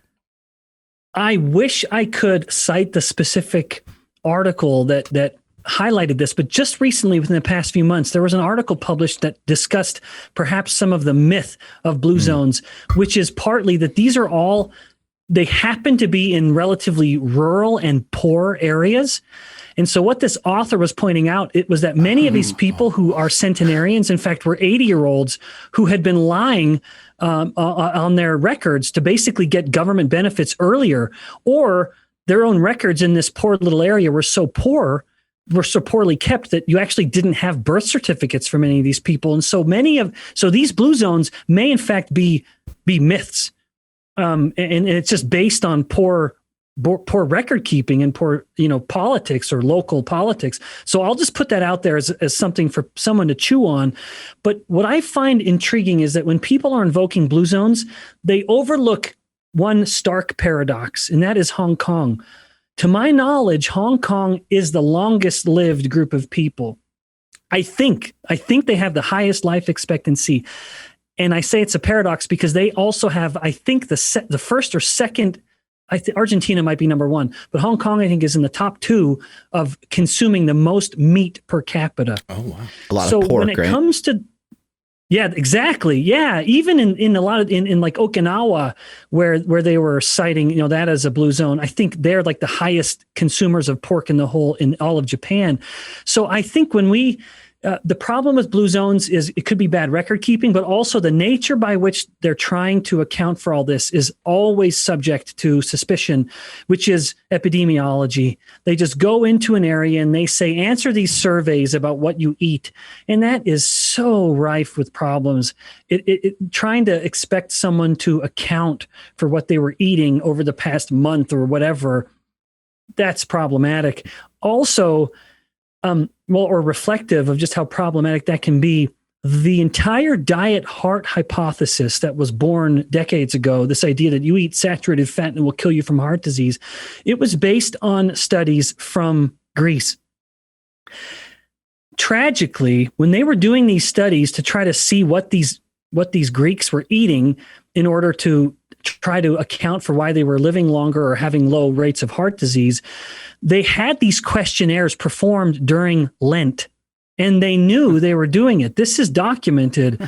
When they were having these questionnaires, these people fill out these questionnaires, they were doing it during Lent. And one of the things people do during Lent is they avoid meat products. I don't know. I'm not Catholic. I don't know the reasons for that. Maybe they look at that as say meat is just so good and you need to kind of punish yourself during Lent, so don't eat any meat. It honestly may just be as simple as that. Although you guys may know more about that. No, you're right. I went to Catholic school. That's true. Yeah. It was during Lent. And so when these people were answering these questions and the scientists were then looking and saying, oh, wow, they're eating very little meat. No, they weren't. In reality, it was just during that one little snippet of time when you took the questionnaire, and they knew it. They knew it was Lent. They knew what they were doing. That has been documented. I cannot cite the study, but I could certainly pull it up. I show it to my students, actually, when I highlight the problems of using epidemiology to try to using epidemiology as a basis for nutritional policy. You are doomed to a miserable policy. Damn. That's horrible. Yeah, it's crazy. So I know we kind of referenced it earlier, but I didn't get to really hear it from you. When an individual's listening right now, they're out of shape, they know they're probably insulin resistant. What is their best path in terms of becoming insulin sensitive over time? I mean, there's exercise, diet practices, but how would you have this individual approach it? Because I haven't also heard you talk anything about using potentially time restricted feeding for this, because I've heard a lot of, I think Jason Fung, that's his big practice, right? He has people fast sometimes for multiple day fasts, et cetera. And that's one of his big practices to help people get out of diabetes, et cetera. So how would you have people approach this? Yeah. So if we're talking about the solutions, either you never want to get insulin resistance or you want to reverse it, it is very straightforward. But let me also say, many people listening might not think they're insulin resistant, but I would say this: if you're a little overweight and you have high blood pressure, done. You are almost certainly insulin resistant. If you are a little overweight and you have little bumps of skin, little skin tags at your armpits or around your neck, you are most certainly insulin resistant. So these are some simple signs that a person could use that probably will indicate that they're not as good as they think they are. And if we're talking about a guy, then he probably does think he's better, as guys tend to do. And if it's a girl, then you probably already are hard enough on yourself. And so, you're done. But for the guys who are listening, we always think these things don't apply to us, but it very likely does. So one, exercise, absolutely start moving those muscles.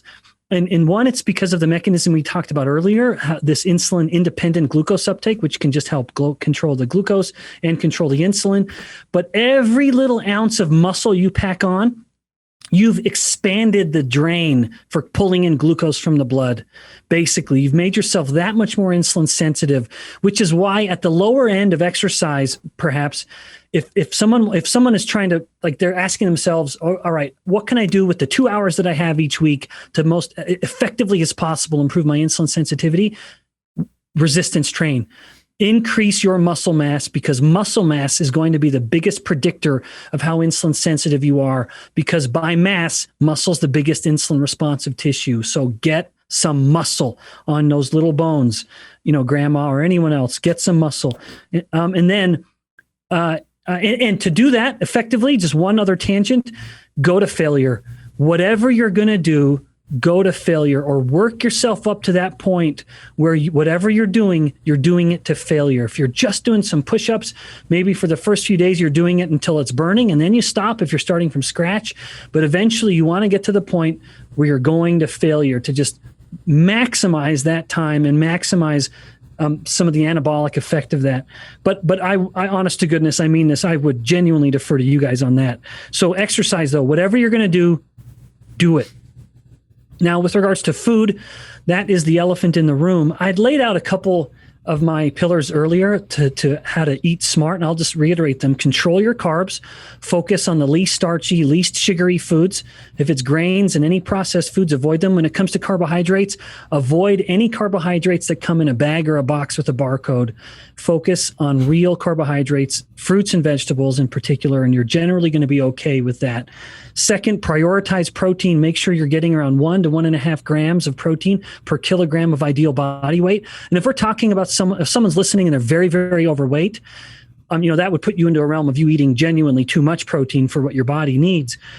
So put that amount at what you're wanting to get to. If you weigh 250 and you think you ought to be 200, then look at that. Well, that's pounds though, so I'm mixing up my units here. But 1 gram per kilogram of ideal body weight, 1 to 1.5. And the older you get, one of the myths, the older you get, the more protein you need. We become resistant to the anabolic effects of protein as we age.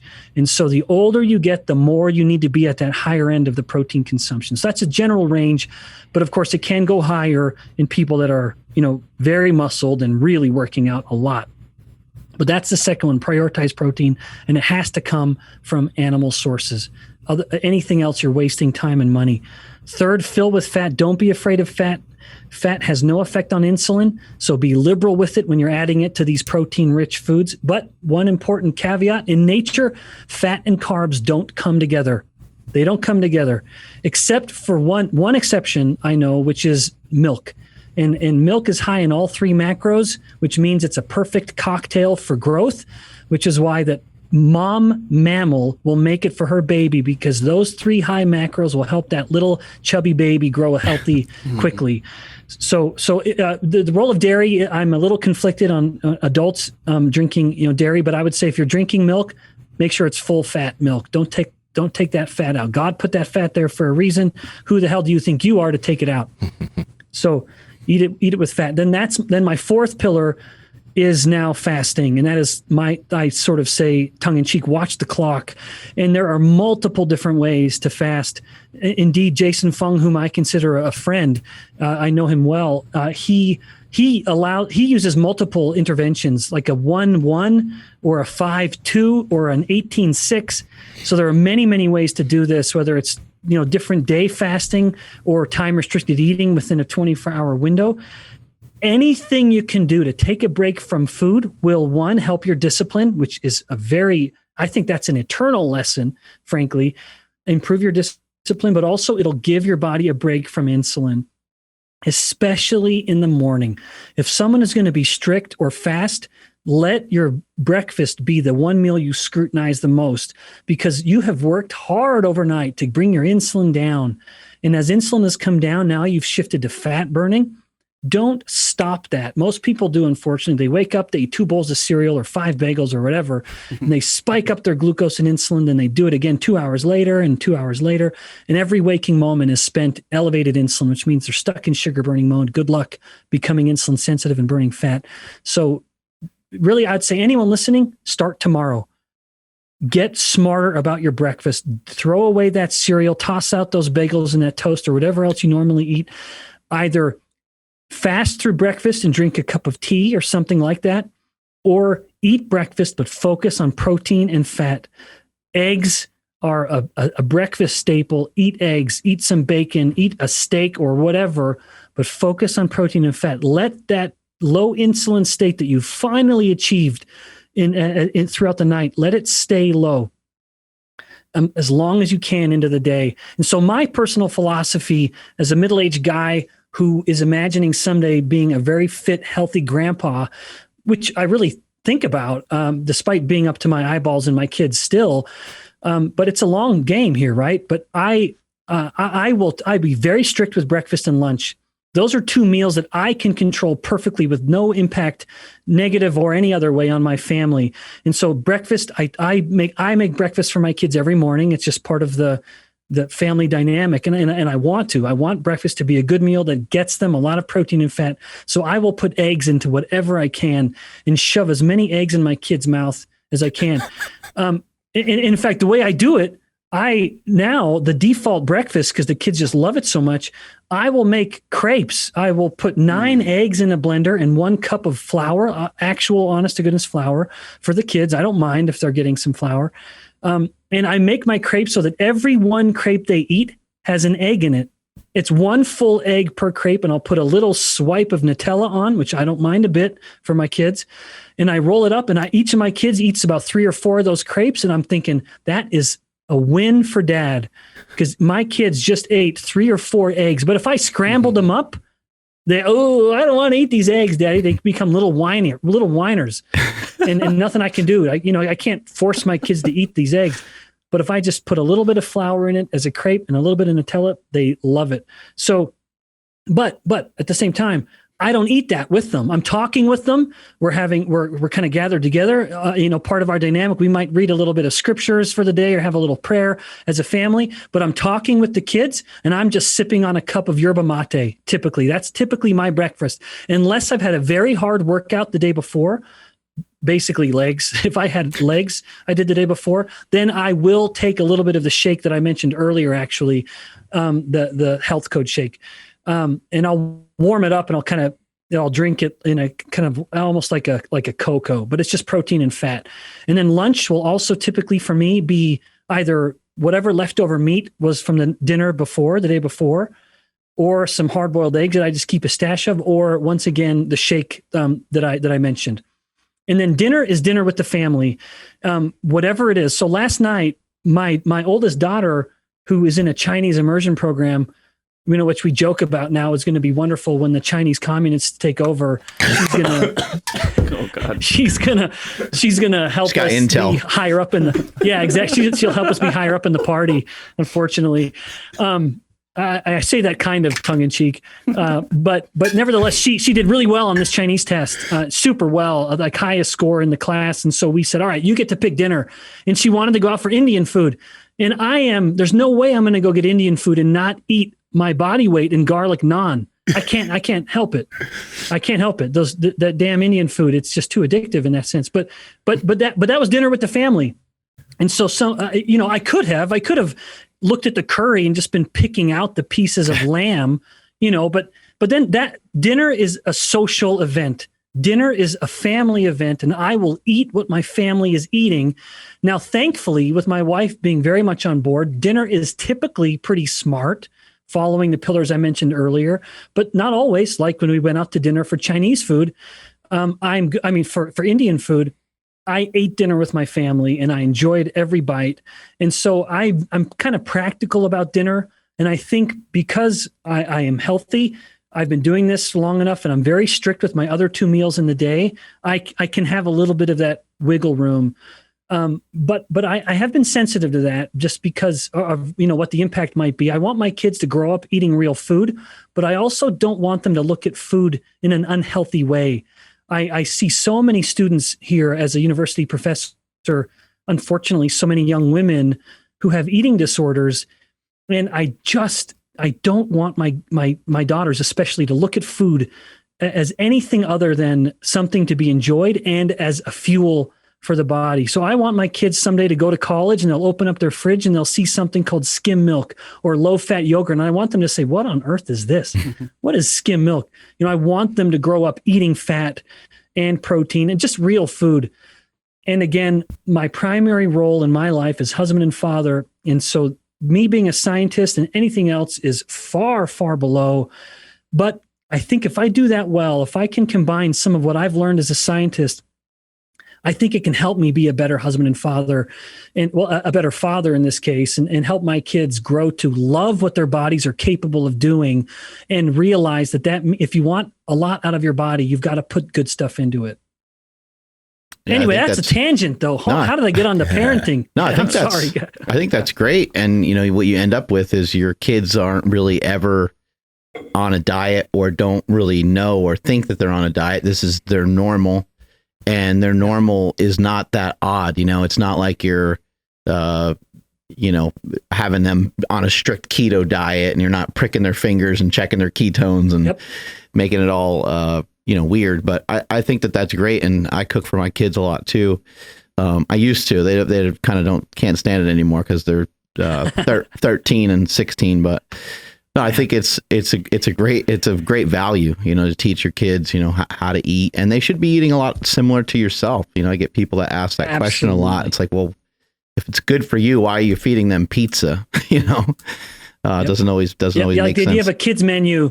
I am a little repelled by kids menus because it's just like candy foods. Hey, like French fries and grilled cheese. You're like, what is this? I have a selfish question. I have a very selfish question. You were mentioning, and I want to go back to, you had like the avatar of the individual with European descent who gains fat and is able to, they're able to handle it better because of potentially maybe their ancestry in the cold or whatever. You mentioned Mexicans, Asians. Do you know any type of avatar for the way that Africans handle food when they get much fatter, or maybe do you have any type of idea what that looks like? Has there been anything done in regards to that? Oh, yeah. Yeah, absolutely. There has been. That's a great question. I did my PhD in North Carolina, and one of the scientists just down the hall, his entire grant funding that he had was to look at the differences he used women. I don't remember the reason for that, but he was looking at women, white and black women, so Caucasian and African ethnicities, and measuring the differences in the degree to which their muscles were burning fat. And remember, I'd mentioned earlier this idea of metabolic flexibility, which is basically, can you burn fat when you need to burn fat? And the black gal's muscle was burning less fat than the muscle from the white gals. And so there was this what appeared to be a kind of fundamental alteration. And without a doubt, the black community suffers from much higher rates of these metabolic problems, of obesity, diabetes, hypertension. That's a very real phenomenon. And indeed, I think it's relevant even most especially at this moment in time, as there's these comments that, COVID-19 is reflecting this kind of underlying racism. I don't think it's reflecting a racism, although people will say that, but where people will say how it's inflicting minority communities more.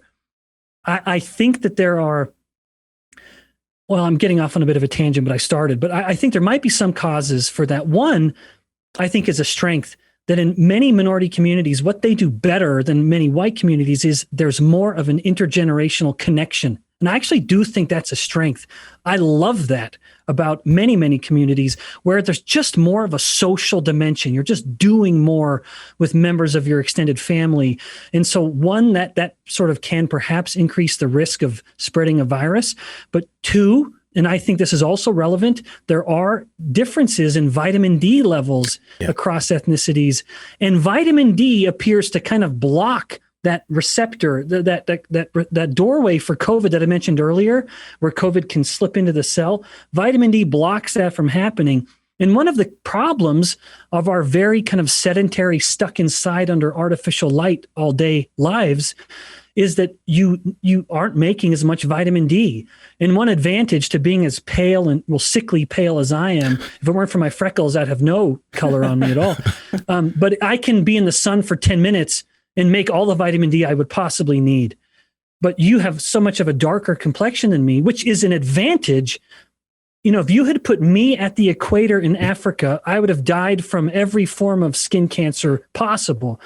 You could be in the sun all day and thrive. You'd be perfectly fine. And so that's the benefit of a darker complexion, of course. You are literally built for more sun exposure than I am. The downside is, in our fake light environment, you would need to be out in the sun maybe 5 to 10 times longer than I would be in order to make as much vitamin D. And all the more, this is all the more compounded by being locked down, where people, they literally cannot even go outside and get the sun that they need to make vitamin D. So one of the very few supplements I am an advocate of is a vitamin D3 plus K2 supplement. Everyone who's listening, if you're worried about COVID, that is one of the actual clinical trials that has been published, putting people on very high doses of a form of vitamin D3. It statistically, meaningfully reduced their risk of a COVID-19 infection. So anyway, so vitamin D, but then kind of to wrap up that sentiment, why might someone of African descent suffer more from fat as opposed to someone of European descent? It could be also a difference in wear and a relatively higher amount of visceral fat compared to someone of Caucasian or European ethnicity. But I can't help but come back to that first study, which itself may be a consequence of elevated insulin. If an African woman's muscles are burning a little less fat in the U.S. than a European woman's muscles, it could be an underlying elevation in insulin in the African woman's body, because if insulin is high, fat burning is lower. But regardless, all of this long-winded explanation, so I would say on this spectrum of who can be fatter and healthier, Europeans kind of are going to be the best in that regard. They can be the fattest and paradoxically the healthiest. And Chinese or Asian ethnicity would be among the worst. And Asian Indian is almost right there as well. And then Hispanic, and I'd say African ethnicity is going to be in that kind of top half. You can have a black guy who's fatter than a Chinese guy and be much healthier. So now everyone please appreciate, I'm kind of listing this with absolutely some speculation. I'm kind of filling in some blanks because I know of no study that's kind of, put this all out there. But I'm filling in some gaps, but even everyone listening who has some Hispanic or Latino blood or ethnicity rather, they're going to be also pretty compromised. And that's why Mexico, the mortality rate of COVID-19 in Mexico is multiples higher than what it is in the US. And that's because perhaps obesity is worse in Mexico than it is in the US. No one hates America or scorns America as much as Americans, unfortunately. And so it's Americans who always think we're the worst at everything, when in reality, even when it comes to body fat, we are not. In fact, we're not even close. We're not even in the top 10 of being the fattest. Mexico is fatter than the United States is. And that may be why, at least part of the reason why COVID is so disastrous there right now, and through the Middle East as well, frankly. You mentioned many times. Hey, that was a lot to unpack. Isn't that a lot? Yeah. You mentioned a couple times now that it's a lot harder to burn fat kind of in the presence of insulin. But I would also imagine, I've heard you talk before about being anabolic and catabolic and how you don't want to necessarily be anabolic all the time, and that it's, important to have the catabolic properties. I would just imagine that you probably don't necessarily want to be in a fat burning mode all the time as well. It's probably not very natural for our body to be in that state all the time. It's probably not very healthy, right? Yeah. Excellent point. Yeah. So I do believe on the anabolic catabolic side, I think that's very misunderstood, even in the context of longevity, where people will say you need to eat less protein because protein activates mTOR and that's going to make you age faster. That's just so silly. On its face, it's so silly, and it's not at all validated in the data. The truth is, once you get to the age of 65, the guys who eat the most protein live the longest. And so you need mTOR and anabolic reactions activated sometimes, and you need them turned off at other times. So you have to be cycling through the anabolic and the catabolic processes to maintain lean mass and just be healthy in general. But then, Mark, I forgot your second. Yeah, when it comes to insulin, you were mentioning that kind of in the presence of insulin, it's hard to burn fat, hard to lose fat, and I was just imagining that we probably don't want to always be in this fat burning mode.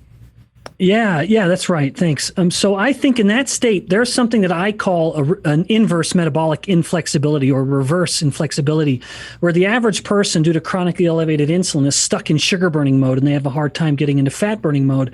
Conversely, if someone's been adhering to a low carb diet for a long period of time, I think they can go into this inverse inflexibility where they are burning more. They're kind of stuck in fat burning mode.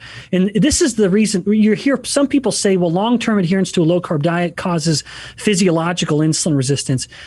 this is why they're saying that, although that term is terrible and it is inaccurate. So I disagree with it on principle. What happens is if you've been stuck in fat burning mode and now you go eat 2 bagels, your glucose will go higher than it did before and stay higher a little longer because you've turned off glucose burning. You're really, I mean, you've not been using those metabolic processes as much, so they've turned themselves down. But that is not the same as insulin resistance. It is not the same. They've simply become kind of glucose intolerant, where they've turned off glucose burning. And so I do think there's potentially value to what some would call cyclical low carb diets, or what I call practical low carb. Because for me, like my diet that I outlined earlier, where dinner is with the family, pretty much whatever it is. If there's a way I can make it low carb and not alter the family dynamic, then I will, but I'm not going to try very hard to do that. I think that if there's any value to doing that, one, it is better for perhaps long-term adherence, where you allow yourselves this shifting into carbs, but it's also just very practical. Maybe metabolically, the upside is it just allows you to stay truly flexible, that your body is used to seeing some carbs, not all the time. You'll get them and it remembers what to do with them. It shifts to sugar burning mode, and then it shifts right back to fat burning mode. So I guess I'd say try to spend as much of the day as possible in fat burning mode, and that'll be the key. In other words, low insulin, to improving insulin sensitivity or maintaining it, and maintaining or improving your body fat. You know, a lot of people that listen to this podcast are chasing being as big as they possibly can be, or as muscled as they possibly can be, right? So they like Mark was asking that prior question, is there a detriment to always being, always chasing burning fat? But is there also a detriment to always chasing gaining muscle, eating multiple meals a day? Many of these people, like we mentioned, look like they're in shape, they're muscular, maybe they're lean, maybe they're just not too lean, but very muscled.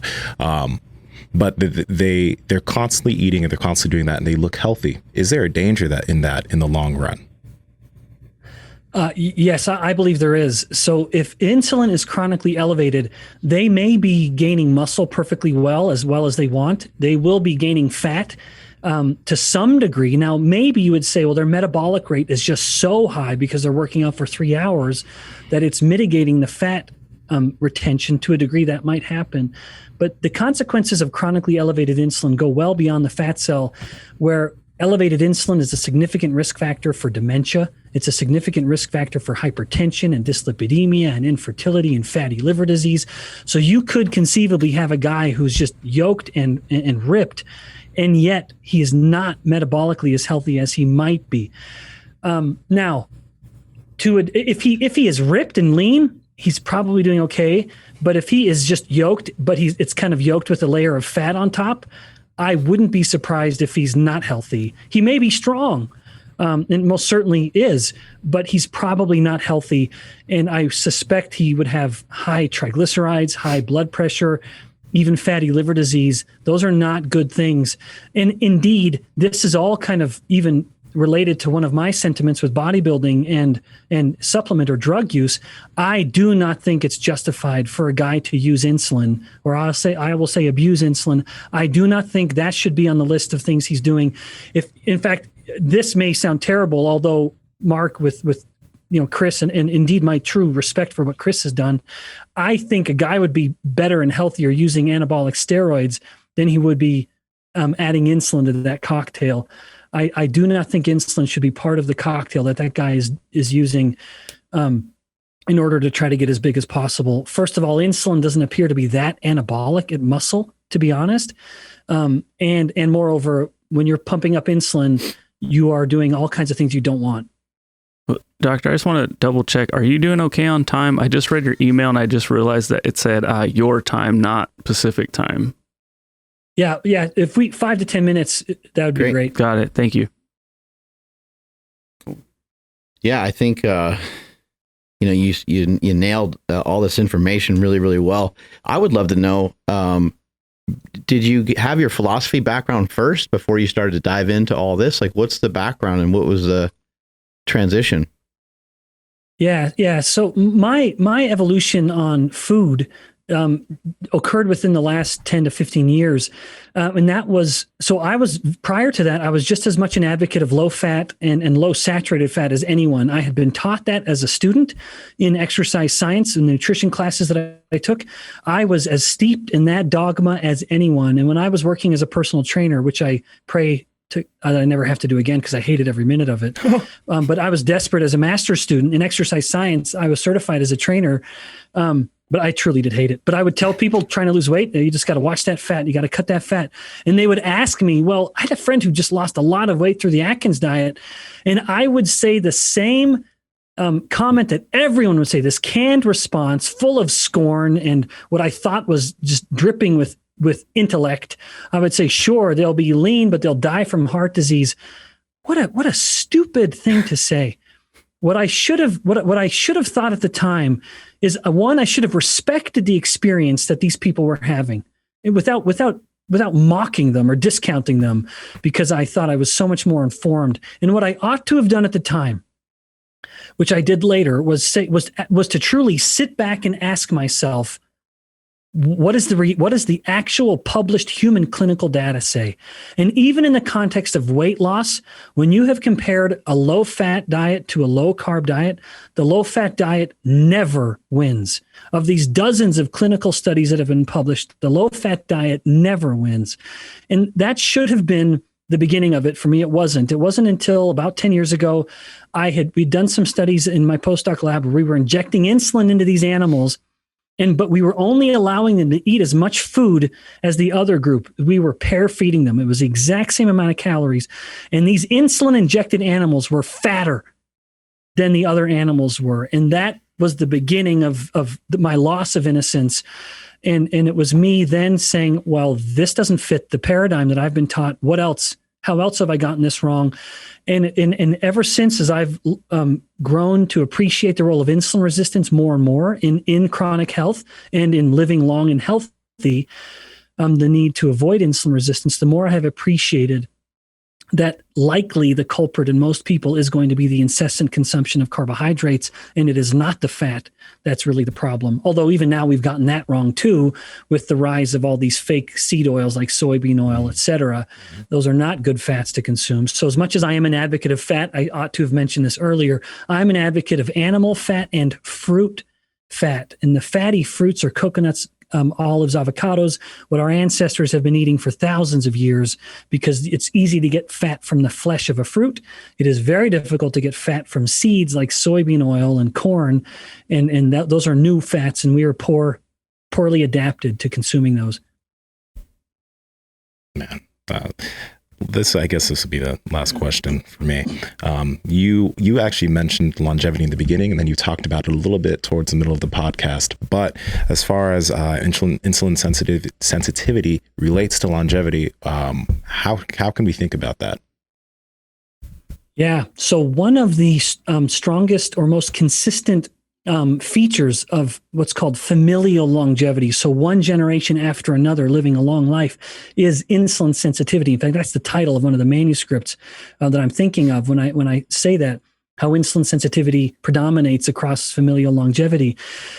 Much of the much of the focus of longevity has focused on a protein called mTOR, which is kind of the prototypical anabolic protein in the body everywhere, not just the muscle, everywhere. And it tells a cell to grow. It tells it to make bigger molecules. It is anabolic. People, when you can keep mTOR turned down, fruit flies and mice and these little kind of other models of research that we use, they live longer. But now, so this has led some to say, well, then let's keep mTOR turned down in humans. And then what they do is, this one very prominent group, they would say, well, amino acids will spike mTOR. So let's just have them eat less protein. And in animal models, that has some evidence to support it, because rats don't eat the same kind of diet as humans do, not at all. And so there's, of course, surprise, surprise. But people have used that as kind of leverage to say, well, the same thing should happen in humans, but the human data simply don't support it. When, like I said earlier, over the age of 65, the humans that eat the least amount of protein die the most. they have the highest mortality. That to me immediately refutes the whole idea right on its face. However, let's pretend that in humans, mTOR still matters. That it does. If mTOR is chronically activated, it makes the cells basically age faster because you are never allowing it to go through autophagy. This process that I'm sure everyone knows about, that's the process of allowing the cell to basically clean house. But if mTOR is chronically activated, you can't do that in the body. The cells are aging faster. So then let's assume, and that is an assumption, let's assume mTOR is that critical mediator of aging, and we want to keep mTOR turned down. All the more reason to scrutinize insulin, because molecule for molecule, insulin activates mTOR more than leucine even, which is the most anabolic amino acid of all of them. It activates it more than even leucine does. But the difference then, so one, insulin activates mTOR even more than leucine, but the problem is that insulin can be chronically elevated. Like I'd said earlier, if you're eating the typical dietary advice, which is high carbs, 6 meals a day, your insulin is elevated all the time. No one's ever eating protein all the time. You eat a protein-rich meal, amino acids have gone up and they've gone down. In other words, mTOR went up and went down. That cyclical activation of mTOR is essential for muscle growth. And indeed, the chronic activation of mTOR is counterproductive. The muscle becomes resistant to mTOR's anabolic effects. In fact, my colleague 2 doors down is an mTOR AMPK expert, and he could elaborate on much more detail than I can. But when mTOR is constantly activated, you start to lose the anabolic effect. The muscle is constantly being told to grow, and the muscle starts to say, you know what, forget you. I'm not listening anymore. And now it starts to become catabolic, even though mTOR is screaming at it to be anabolic. So all the more reason to watch your insulin. Don't worry about your protein. We're meant to eat protein. It is one of the primary building blocks in the body. Get it, enjoy it. Worry about the insulin, not the protein. Doctor, thank you so much for your time. Where can people find out more about you? Yeah. Thanks, guys, so much. First of all, never call me doctor. I should have said that at the beginning. You're not my student. I'm one of those guys who thinks a degree means nothing, whether you're an MD or a PhD or any other kind of D. Never call a person doctor unless they are either your professor or your physician. Otherwise, it's first name only as far as I'm concerned. But yeah. But thanks again, guys, for the time. What a fun chat and what a great, unique audience for an egghead like me. People, I'm moderately active on social media, and mostly that's Instagram, but people can find me there at Ben Bikman, PhD, no C in Bikman, Ben Bikman, PhD. I used to be more active on Twitter, but it's just become a political cesspool, and I find that I just don't care to be on there anymore. Also, go buy my book, Help Out a Poor Professor. The name of my book is Why We Get Sick, and it's basically, at book length, I go into some of the details that we covered over the last hour and a half. Just what is insulin resistance, why does it matter, and what to do about it. And it matters more than you think. And then I mentioned this meal replacement shake that I created, and that was just born out of a desire to kind of provide a low-carb option.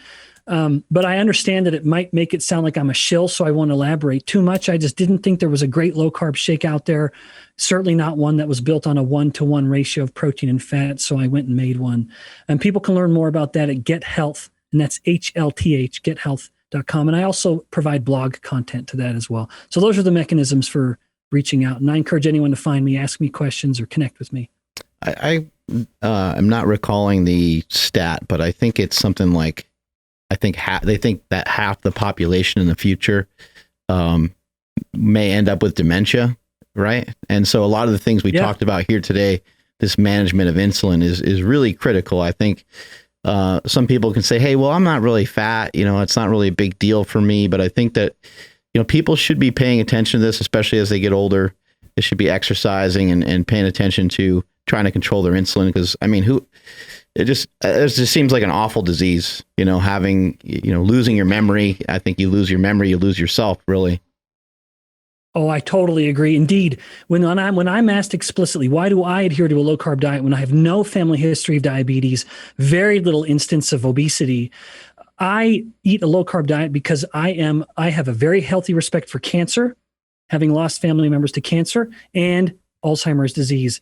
And wouldn't you know it, both of them to varying degrees are intimately connected with insulin resistance. Thanks again for your time. Have a great rest of your day. Boys, thanks so much. This was great. Appreciate it, sir. Thank you.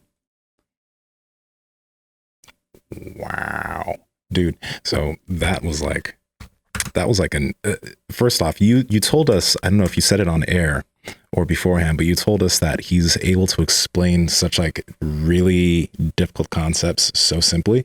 And this is the best that I've understood the mechanisms. It didn't get too crazy. Yeah. It really didn't. Like you could follow along and at the end of this podcast fully understand the way insulin works and how it works with each diet and how it works with unhealthy individuals. That was an insulin masterclass, man. Yeah, he crushed it. No need to go to school. Nah, fuck that. Dude, that was some really good information. Damn. Definitely perked my ears when he was talking about the like the 1-to-1 fat to protein ratio having a more anabolic effect. He's a boiled egg boy. I love it. Yeah, that's good stuff. That's sick. Yeah, I want to look more into that one for sure because, man, that could change up a lot of my diet. There's a book called The War on Carbs where it talks about that one.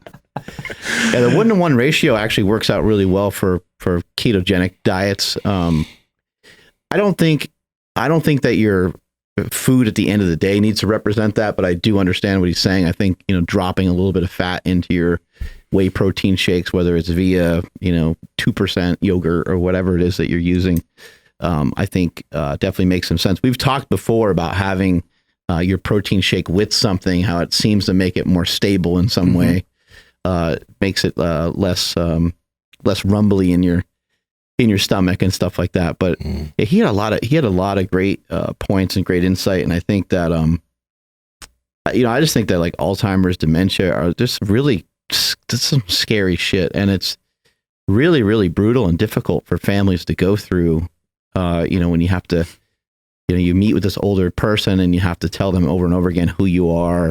And then they kind of remember and they forget a lot of detail. I mean, it just seems like really, really seems sad, and I don't know if it's completely avoidable, but if we can like mitigate it a little bit just by, maybe not cutting out sugar and carbohydrates altogether, but just cutting back on them, that sounds really like a good deal to me. Yeah.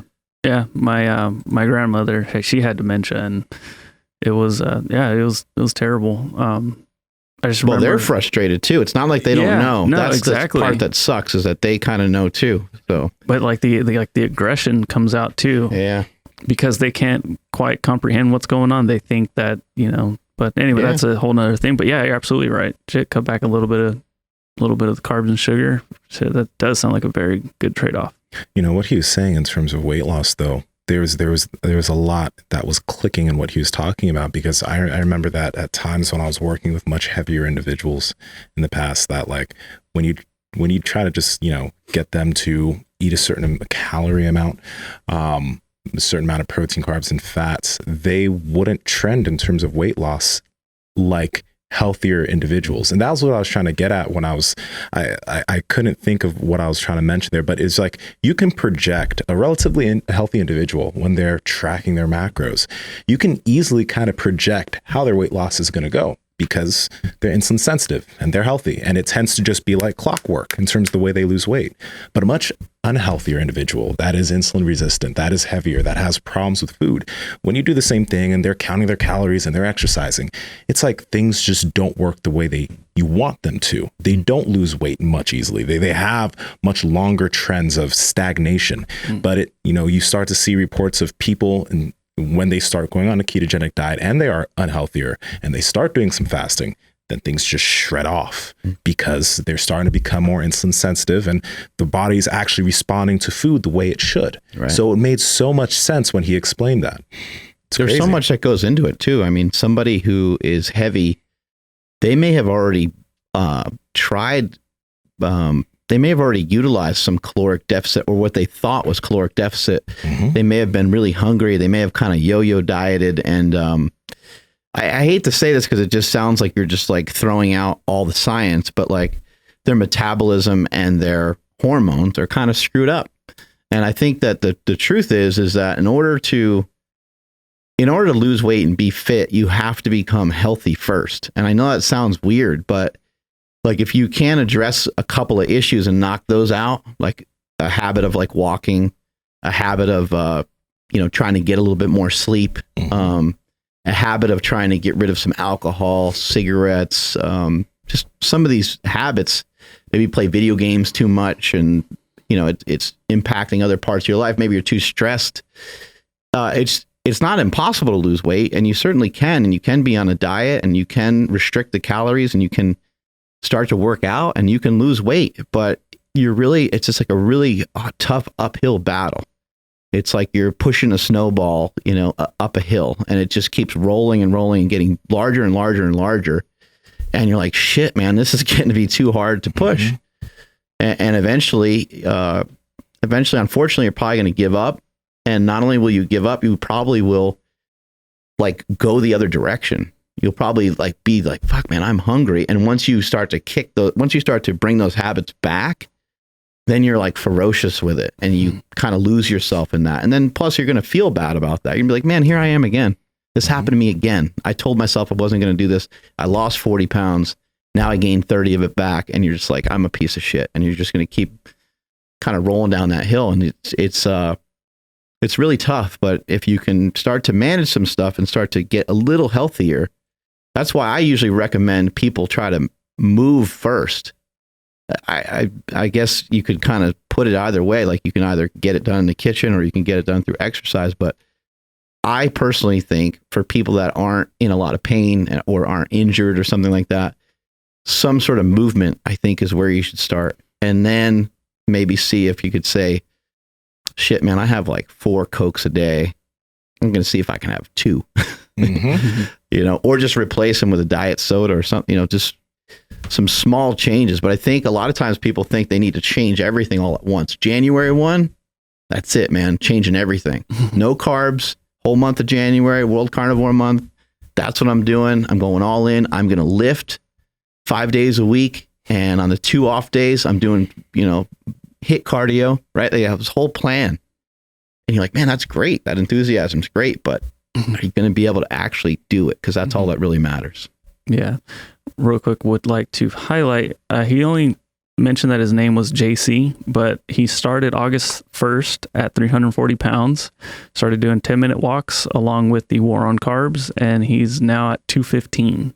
What? Yeah, he says he has 60 more pounds to go and would like to be featured on the show, but maybe we'll do a call-in show with him. But yeah, that's amazing, right? He's in. 350. It's 350 to 250. 315? No, sorry. Oh, 340. 340 to 215. It's 125 pounds. Yeah, 10-minute walks in the war on carbs. It's crazy. Yeah. And he's probably eating food that he enjoys. I mean, that's the tough thing is you got to try to find. When somebody's like, oh, that diet didn't work for me, I think they're kind of saying it didn't fit well with their like personality. It didn't fit well with the foods that they are used to or the foods that they like. But for me, like eating an omelet or something like that, I love that shit. I love bacon. I love cheese. When Benjamin was talking about making those crepes, I was like, man, I'm about to go home and make some crepes today. When he said whiny kids, I saw Andrew's like eyes go, eh. It's just funny because he seemed like so reserved, but a couple times when he was frustrated about something, he probably has spent his whole life kind of pulling back, and so every once in a while when he's mad about something, he was kind of really mad about it. It just cracked me up because he's like, I hate that. He's just he's giving out such amazing information, then my whiny kids, and it's just like, it's so funny because you hate kids too. Right? But also he's just like a normal person, he's a double doctor and he has all these degrees and all this and that and crazy information, and he also gets annoyed with kids too. That's sick. Appreciate it. Yeah. That was awesome. Yeah. I love his explanation on the blue zones because I have so many personal friends in my life who continue to reference that, like they're either going plant-based or getting rid of meat, and they're telling me how unhealthy meat is and all this stuff, and they're constantly referencing that. So I just love his simple explanation on that topic. Yeah, the blue zone stuff has been kind of blown apart pretty good, I think. But I don't know, there's always a couple sides to every story, right? So right. I'm not really sure, but I also think that like it's easy to look at these places where they just don't eat that much. I mean, when he said like they're like it's obvious, like if you don't eat that much, I think if you are eating like some sort of reasonable amount of protein and you just don't eat that much, you'll live fucking forever. You'll live a really long time. I mean, yes, getting in the right nutrients and all this stuff, but a lot of stuff that we do, I think, is overkill. I've said it on Joe Rogan, and he tried to like kind of brush it off, but I'm like, Joe, it's not going to be like they're going to be like, oh, there's Joe Rogan, he's 140 years old. Mm-hmm. Like you don't get that advantage just from eating better. Like it doesn't work that way. And you also aren't assured that you can be a good person, you can do all the right things, you can eat all the right foods, and you can still have a horrible, horrific death that goes on for months or sometimes years of cancer treatment or whatever. That's the reality of it. We don't have the knowledge yet to bypass that. And you can't do it just through saying, hey, I'm just going to only eat meat, or I'm just going to eat meat and vegetables. You can help yourself to probably live a longer and stronger life and have more life while you're here. That makes sense to me. You can be more active and you can have more fun. That makes sense to me, but you're not assured shit, man. Yeah. You're not. Yeah, absolutely. Yeah, well said. Take us out of here. I will. Oh, I made it that time. We have a follow up. Got to get the knees involved. Yeah. This is a different object. Now it feels weird. Watch out for the wind. If you miss it. See, too strong. All right. Sink it. Come on. No. I don't have anything to throw. Okay. See, and then I have to like curve it because it's curved. I think the trash can's going to need its own camera. Yeah, we need to put a camera right there when we're trying to. Actually, all right, new studio idea. Trash can camera. Yep. All right. Anyway, thank you everybody for checking out today's episode. Sincerely appreciate it. You definitely learned something today. So if you have something that you think is extremely valuable, please share it with somebody else because, they're going to learn something as well. Please make sure you're following the podcast at Mark Bell's Power Project on Instagram, at MB Power Project on Twitter. Oh, and a quick shout out to Piedmontese for sponsoring this episode. Promo code Power Project for 25% off your order, and links down in the description below. And my Instagram is at I am Andrew Z. And if you want to sound off on like video games and stuff, hit me up on Twitter at I am Andrew Z as well. And Nsima, where are you at? And Nsima Yin Yang on Instagram and YouTube, and Nsima Yin Yang on Twitter. Mark? It is crockpot season, ladies and gentlemen. I had some of that crockpot meat last night. Some Piedmontese in there. Freaking amazing. So good. I didn't throw the standing rib roast in there, so they don't have to have a heart attack. But I do have one for Christmas. I have one. That's great. Do they have any meat for charcuterie boards? You know what? They have all kinds of shit that I don't know about. Yeah, they do. I've seen on their site. Somebody bought me like a family friend bought me like a bunch of stuff from Piedmontese, and I'm like, I didn't even know they had this shit. The secret like menu. They have beef sticks. They have and the freaking beef jerky is amazing. Yep, their beef jerky is good. Their beef jerky is really good. It's not like you're chewing on it all day, killing your jaw, but. Anyway, it's spicy though. I remember that. Well, they have some different flavors. Okay. Anyway, at Mark Smelly Bell, strength is never weakness, weakness never strength. Catch y'all later. Bye.